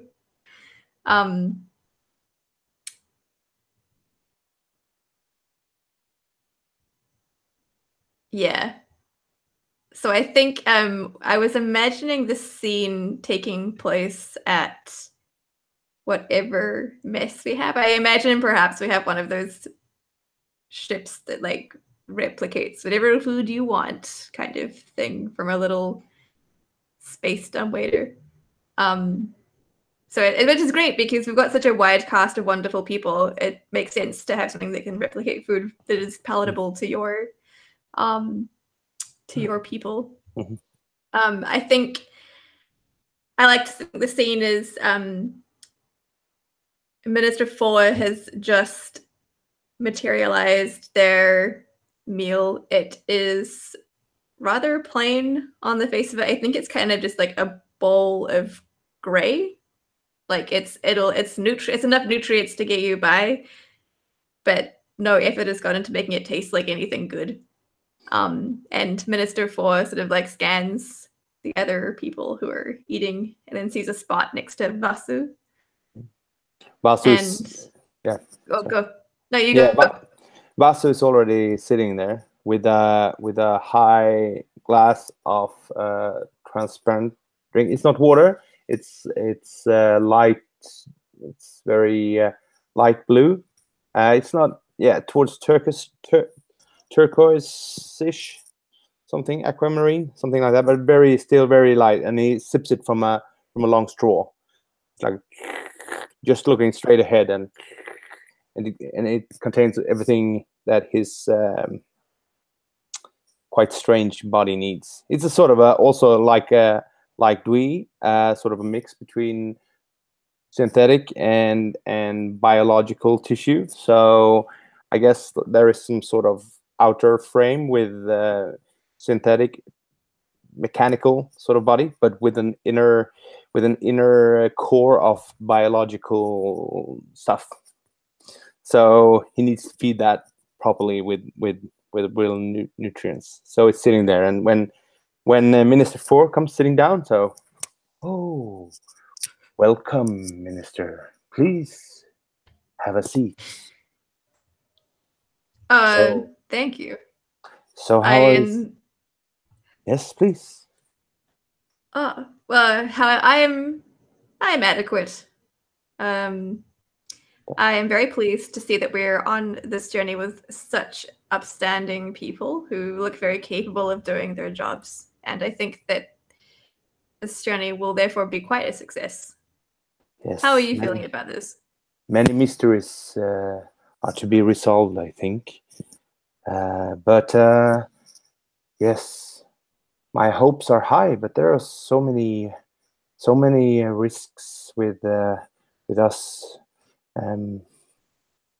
going alone on this ship. It's not big enough to secure our trip, but let's make the best of it. So what a thing that I pondered upon was that what do you see? What is the benefit of finding the Foundry for you and your kin? What do you look to find? What are you looking for? What do you hope to resolve by finding the Foundry?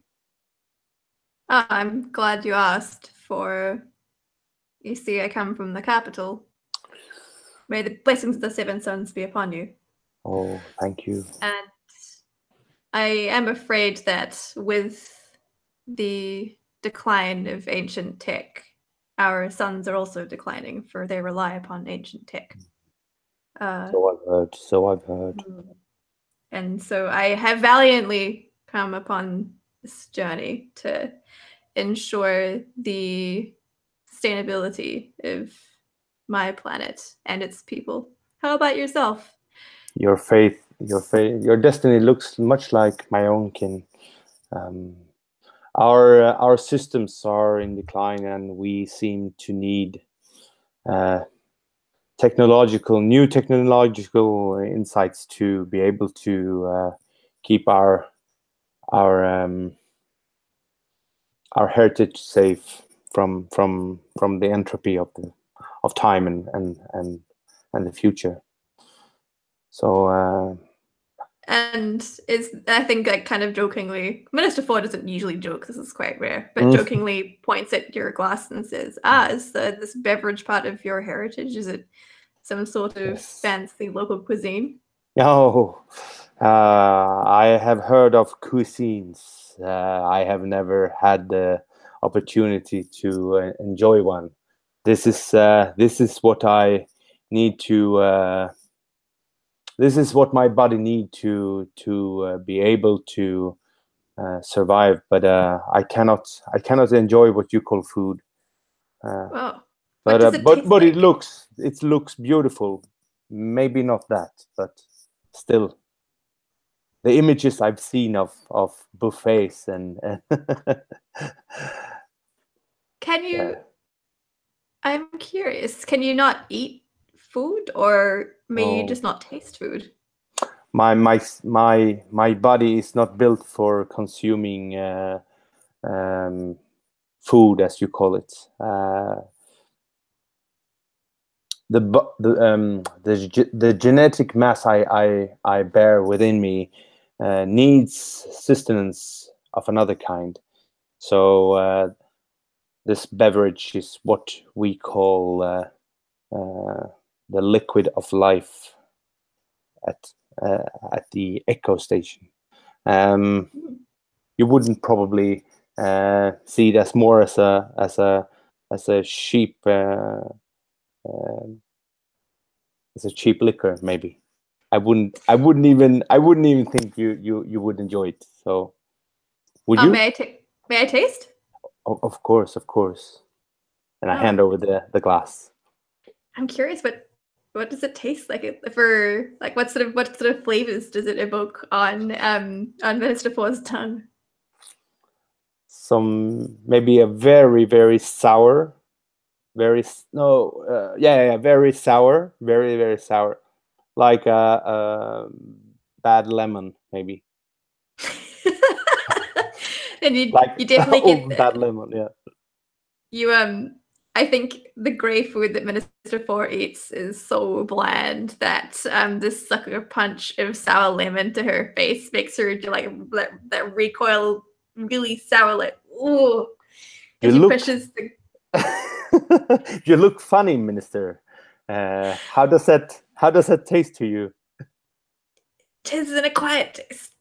It's quite delightful. Is that pleasure I see?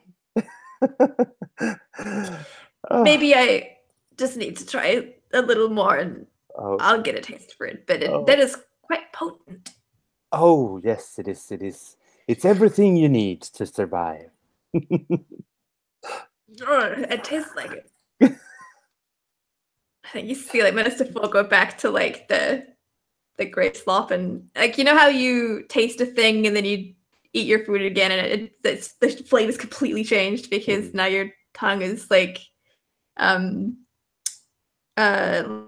has been ruined by the other tastes. Like she goes back to eating this grey slop and it just tastes like earth and dirt, like way more so than usual.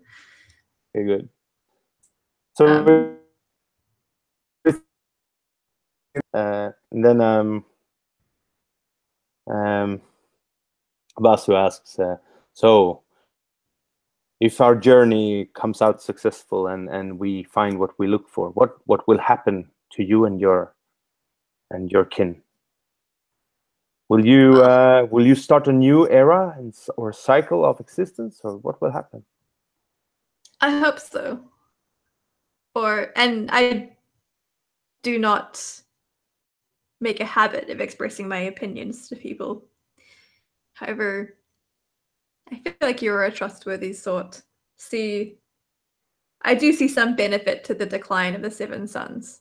We've been locked in a hierarchy that has existed for far too long. And I hope that with this renewed hope, renewed agency, renewed sustainability, that I might pioneer a new authorial structure. And you see her like maybe smile a bit for the first time ever, and there's like a little gleam in her eye because this is something she genuinely believes in, and it feels achievable right now. Mm. And then Vasu, completely unaware of the hope or the passion that you express when you tell us this, says, well, by ancient agreements, we have prepared a body like mine, for your kin to collect your genetic data in, if there would be a downfall of your civilization. So there is still hope, even if you fail with this trip. So bear that in Thank mind. you. Quite Thank you, depressing, but boss. still. Indeed, I was going to say that is terribly morbid, but also somehow comforting. Thank you. Let's hope we manage. There is only hope. Yeah. Cool, that was a good scene. Mhm. I love your sour blue drink. I think Yeah. Toba's right. Next scene, she's gonna be drinking some of it. Gonna be so drunk. Cool. And Yoshi, you moved her token over there, right? Which I think is the 100 coin, right? And then so Christian, you're next, and yours is the 10 coin. I think it's already on there, but you can move it to whichever scene you would like to. And FYI for people, yeah, go ahead. Sorry, what did you say? Oh, I said your token is yeah. Did you just grab it? Yeah, it was the tenor. Okay. So I already put it on sharing a meal. I thought I was doing it with Lauren, but then oh no, you get your own scene. Yeah, like the rules of the game is that, that was kind of like Lauren's scene and you were in it, but now you can create your own scene after that. Okay. I will say, like, if you're ever at a game convention or something and you want the game to kind of like move quickly, like what you're saying about like sharing the scenes, that could totally work to kind of make the game move. Because I found for me, this game, like to play the whole thing is like a many hour process, like 6, 10, I don't know. Okay. But yeah, you get your own scene. Oh, very cool. I felt like I stole Minister Force scene here now, but okay. No, I wanted to know more about Bastu, so that was my goal, and I feel it was achieved. Yeah, right. You cannot steal what is given. Cool. Okay, I'll move mine to first approach, I think.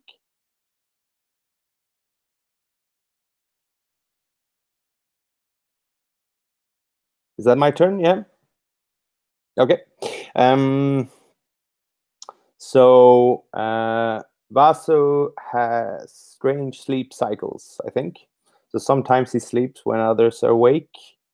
I'm just figuring out whether he has some sort of biological, if he has the same biological rhythm as others, but I don't think so. So maybe he sleeps sometimes when others are awake, and sometimes he's awake by himself and sort of do stuff. I also think that maybe Vasu is organizing data or something, memories or something like that, like having sort of administrative approach to this mission, like trying to make sense of various maybe different problems from an not administrative, but yeah, okay, never mind. So Vasu is sitting in the ship's engineering room where we have sensors and a mainframe AI or something like that, and sort of is connected and looks at data on screens and stuff. And then let me see if Sesk is coming with his monkey host. I think that's all right. Yeah, I think your confusion is the same confusion everyone else has. So, when people will say Sesk, and they might mean the monkey, they might mean the Ori, they might mean both of them together. So, like, I don't think it's particularly clear to anyone. And the funny thing is, I don't think Sesk themselves are making it clear. Like, they don't correct anybody when they call the monkey Sesk. They don't correct anyone one way or the other. So it's just a bit confusing. Very cool. Very cool. Yeah, exactly. Maybe that's their sort of natural state as well. So they don't even reflect upon it, upon being sort of being in this parasitic sort of relationship with whatever creature they're bonding to. Yeah, I really like that. That's cool. Okay, so Vasu is sitting by the ship's mainframe, and there's a lot of holographic screens coming up around, and he's like working and moving data and sort of archiving and working around, and Sesk is coming down there. Maybe the monkey has slipped in there without Sesk actually being in control, so it jumps in there on the wall, maybe on the controller equipment, and sort of Vasu turns around like, Sesk, please be careful, this is sensitive equipment. And the best part is, like, people are used to saying Sesk and then getting some response, but we don't see the glowing Ori thing on it, right? So the creature is just like, and it doesn't exactly monkey sounds, but almost like somewhere between that and like, a dog whining or something, right? And it's kind of like scrambling around, and you're trying to like, hey, don't touch that. At first, I think maybe you're trying to talk to it, right? And it's not responding any kind of as if it understands you, right? It kind of reaches out and grabs the lever and accidentally moves it, and you can see as soon as it moves, it freaks out and runs away. But then like a little alarm thing starts like going on the and Vasu maybe just have very quickly to is forced to very quickly correct what's happening, or what Sisk is actually doing, not by intentions, but still. So Sesk, like, listen to me. You need to take control over this creature. Like, trying to address Sesk, whatever, regardless if it hears him or not. Like trying almost to wake him up. If Sesk is asleep and this creature is sort of awake while not. I'm not sure really how to deal with, but I guess that Vasu is sort of dubious whether Sesk is in control or not. Like, is even present. You can't really tell from eye contact or anything. So yeah, and right now, I mean, fortunately, the little Sesk monkey is like in the corner, and it's gotten distracted by something which doesn't look like it'll cause the ship to crash, right? Just like some random piece of junk. And you're screaming out, but you hear no response. And then suddenly over the speakers, you hear, "Is everything okay there in the engine room? We're having a bit of issues here with the navigation." Can I interject and have Dwee show up in the engine room? Christian, is that good? I think he gave the thumbs up. Cool. Yeah. So I think Dwee comes in and like goes in towards where Sesk is, and like I think since Sesk is in this like little corner with like something there, Dwee just like comes over and does like that dog like spin around and like lie down like almost on top of Sesk, like sort of like pinning him down, but like definitely getting in the space. But like, no, you're here to pet me and things like that, and like I'm just going to sit on your lap even though you're like a fraction of my size type thing. And I just kind of like lay down right like sort of on top of Sesk, and I'm just like, Sesk, it's okay. We're here. Just chill. And that totally, like, Sesk just kind of, there's a couple moments where, it still gets excited here and there, or it kind of looks like it's about to reach out, but it's kind of grounded, by Dewey, and and it starts to even do some of that like picking at Dewey's hair, or like kind of playing with Dewey's ear, or the tail, or something like that, right? So it's just kind of sitting there, and it becomes distracted and just becomes part of. Mm-hmm. And I just sit there, and sort of like, since dogs don't really purr, but sort of like that like low, like not growl, but like that like sort of vocal thing, and it's very different than the robotic voice. Like this actually sounds like it's coming from like sort of like the biological like vocal cords that are sort of built in, but it's not the speaking voice, and it's sort of that low like growl like hum that you get from him. Awesome. Okay, so when everyone, not everyone, but when Dwee and Sesk is in the what do we call it, engine room, yeah. Vasu says, Sesk, I think this ship is made for your kind. We have a plotting procedure coming up quite soon, and your little friend here will be an excellent choice of a plotter for us when we start to set out the course for our next jump. I like that Vasu's saying all this stuff to Sesk, and like right when he's done, the door kind of opens and you see this gaseous cloud kind of comes in, and and he's like, and and I think on the monkey creature, there's like a little piece of like some kind of like little mechanism, maybe like a tag, right? Like an electronic tag. And we see that like occasionally it'll glow, right?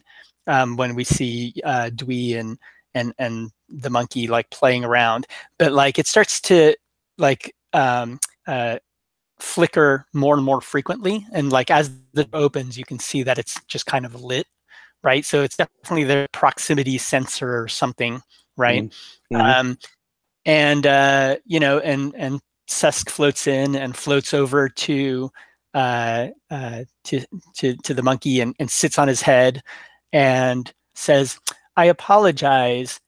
He seems to have gotten away from me. I will try to prevent this from happening again." And he starts to walk out of the room. Like immediately as soon as the the Ori's on the head of the monkey, like it stops playing dog, right? It stops playing with Dwee. And he just kind of like starts walking out. You're not actually sure if he heard anything you said as far as all that fine. stuff, right? And then they just leave. Yeah, and Vasu is sitting there a little bit not shocked, but surprised, and his Vasu's face, which is fairly robotic, not robotic, but very constructed in a sense, looks at Dwee and like raises the eyebrows and like, what did just happen here? What doesn't Sesk have control over this little monkey? What happened? And like turns to this equipment and just looks at all the controls and all the screens and stuff, and like, Dwee, have we had the right passenger with us here, or I just come up to you and kind of like rub my my shoulder against your leg, and yeah, to get you to pet me. And I just kind of like speak with that robotic voice again. I'm like, Sesk is one of the passengers that the Liminal wanted to come with us. I don't know why. They are something different, something I have never seen before. But who knows? Maybe there will be something that only Sesk can do that none of us can anticipate. And let's hope so. Let's hope so. Yes. Vasu nods and sort of, yeah, sorry. No, that's it. Mm-hmm. Yeah, I think we can sort of frame All right. Cool. Unless someone else wants to. I think that's good. Yeah. Cool. That was amazing. All right. I'm actually going to do, I'll do a fairly short one. I'm going to do, let me move my token here. So I'm moving my token over to your ritual. I don't know how to pronounce that word. Réveil? Is it like French or something? It means like waking up, I think. I looked it up. But anyways, I think we're going to see a little bit of what's going on in Sesk's quarters. So we see like kind of like a small little room, and you know, we actually, oh, maybe it's right after the scene, right? We see, you know, Sesk walk in with, you know, the monkey and the Ori, and they walk over to a cage that's in the room, and the monkey like walks in. It looks really bizarre, right, for our viewers, right? Like we have this monkey walk into a cage, and then grab the door and close the door on itself, and then hit a button so it locks the system. And then we see the Ori kind of float off his head, and the monkey just like loses its shit and like, you know, kind of like runs around for a second and shakes the bars, and then, you know, smells like, and there's like a little bowl of food, and it goes over there and it's all like eating it, and, you know, and that kind of recedes into the background, right? So we have that monkey sitting there in the background. But we see the Ori kind of float over to what looks like kind of like a computer terminal type thing. But it's not just a computer terminal. There's like weird test tube things and some other kind of components coming out of it. And it floats up to it, and you can see some of its little tendrils because it is kind of like jellyfish-like. And so some of the tendrils start like poking around at the equipment. And it's not like a keyboard where it's really touching it, but we almost see like little sparks come off of the end of the tendrils as it's manipulating this machine, right? And you know, there's like a monitor and just like a normal computer, like, you know, information's kind of going around, and we see some bubbling stuff happen in one of the little you know, beakers that are connected to it. And I think we hear because you know what it's doing is it starts to vocalize as a journal, right? So we hear some stuff like, you know, test procedure day 7, you know, hour, blah, blah, blah, you know, so it gives kind of like a very specific time stamp. And then it says, you know, my bodily systems are mostly normal. I am seeing elevated, and it uses some weird words that, you know, don't make sense to us, right? You know, and unfortunately, my cognitive ability is only at 87% from normal. You know, the bonding process is definitely taking more out of me than I would expect. I keep falling into emotional streams of thought that I do not think are beneficial to, you know, to workflow. However, you know, what needs to be done. And for now, although this creature is not efficient, I do have tactile abilities that I normally would not currently at 13%, you know, and unfortunately, it just kind of like rambles on and on for a while, right? And so we can see that it's kind of, you know, it's sussing out like how successful is this going? This is definitely an experiment, right? Whatever's happening here. And, you know, at one point it just kind of stops, like it's talking in a very scientific manner, and then it just kind of like gets slower and stops. And then, you know, there's a moment where we see it looking at the screen, but we don't see what's on the screen, right? And, you know, and it's just kind of facing the screen. And then suddenly it says, I have just caught myself in a little bit of you know, a reverie. I have found myself thinking of my home. You know, I think this is the 3rd time that's happened in the last 7 days, and it's starting to happen with, I think, more frequency. You know, so it starts to give analytical word to whatever is happening here, right? And when we kind of see the turn and the screen shows a bunch of trees and this kind of like wild fauna. And we can see in, it's a little bit of a video, a little bit of, some screen captures, and we see more of those monkey creatures, right? So I think when we first hear the voice, like I'm thinking of home, we think that the Ori is talking about its home, and it looks like that's not what it's thinking of, right? And then it kind of like floats away, and it moves itself into like this other weird, like, we have the monkey in the cage, but most of these chambers have like beds, right? But the Ori doesn't have a bed, right? It goes into this weird little kind of gaseous chamber, and that closes, and then like some gas kind of comes out, and it's just floating in this thing, and maybe that's its bed, right? And that's the end of the scene. Can I interject something at the end Yeah. of your scene? Can you? I'd like to have Dwee like send a notification to Sesk that says, "Hey, can you meet me in this room or whatever it is on the ship?" Sure.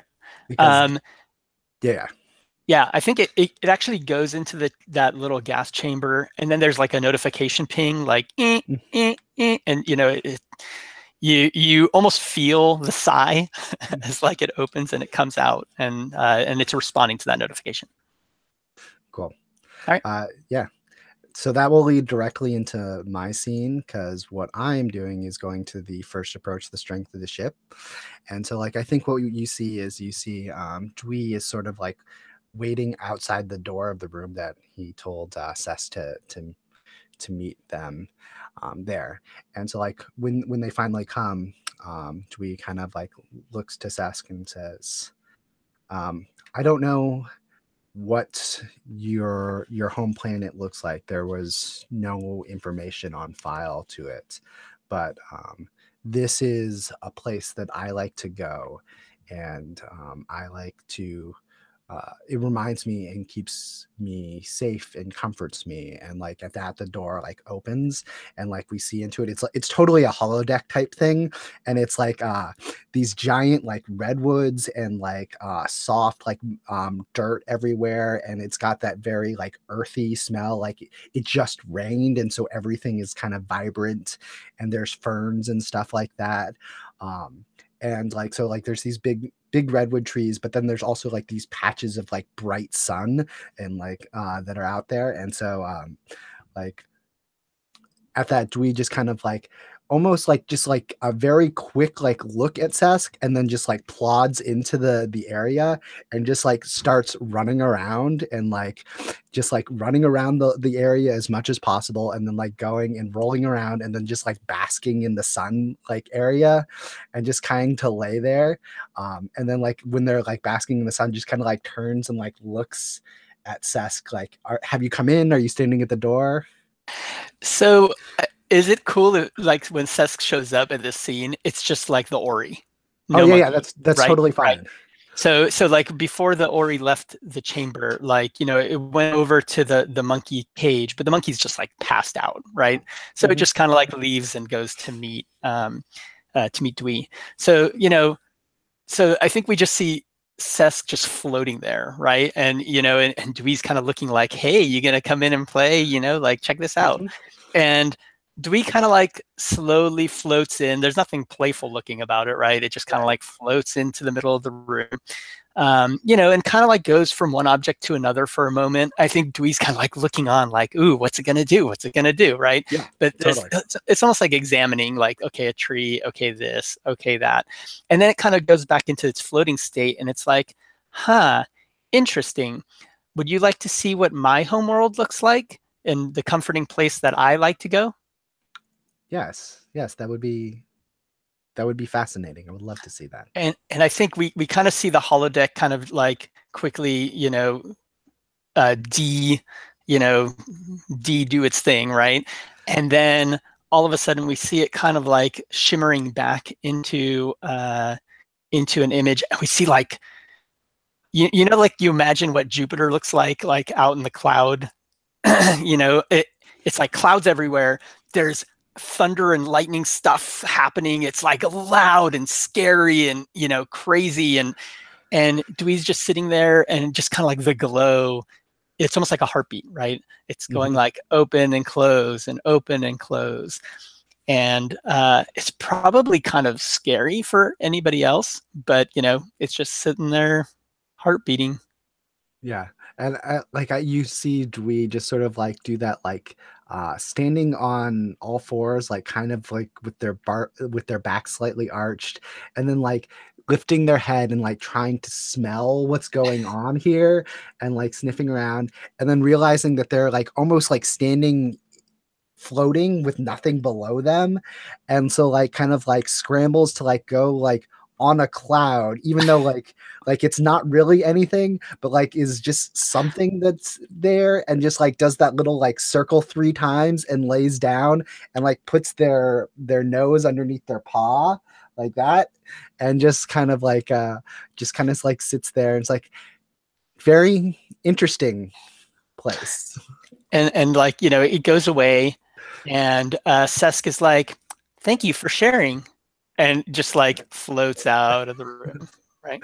Yeah, and I think as soon as you float out, you see like it derez and go back, and instead of like the forest and everything, it's just like a brick patio with like a lot of sun, and it like Twee is just like sitting there like laying in the sun, like just kind of like okay, I just need to lie here and recharge a bit. That's awesome. You guys are Cool. creative geniuses. That was amazing. So good. So good. All right, cool. So I think we did, and which scene was that you grabbed? Was it a specific thing? Oh yeah, I was going with the strength of their ship. I love Our it. ship has this holodeck type thing that can go to whatever we need to. Yeah, no, that's awesome.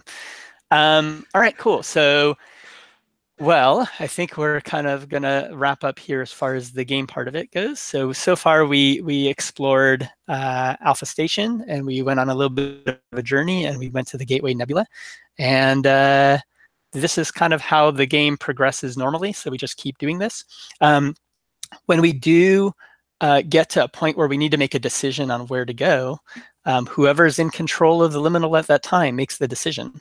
So like, for example, right now, Yoshi just went, it's actually Lauren's turn. So Lauren could choose another scene here, or what more likely normally happens is Lauren will grab the ship and kind of move to the next location, right? So whoever happens to have control of it when we go to a fork kind of chooses which way we go. But it can be a discussion, like, we're not assholes here. So I think that's it. I'm gonna. Is there any? And we could do a little bit of a debrief after. But does anybody have anything before I hit stop on the recording? It was lovely. Thank you very much. Fantastic, yes. Cool. All right, then let me hit the stop button. Bye, internet.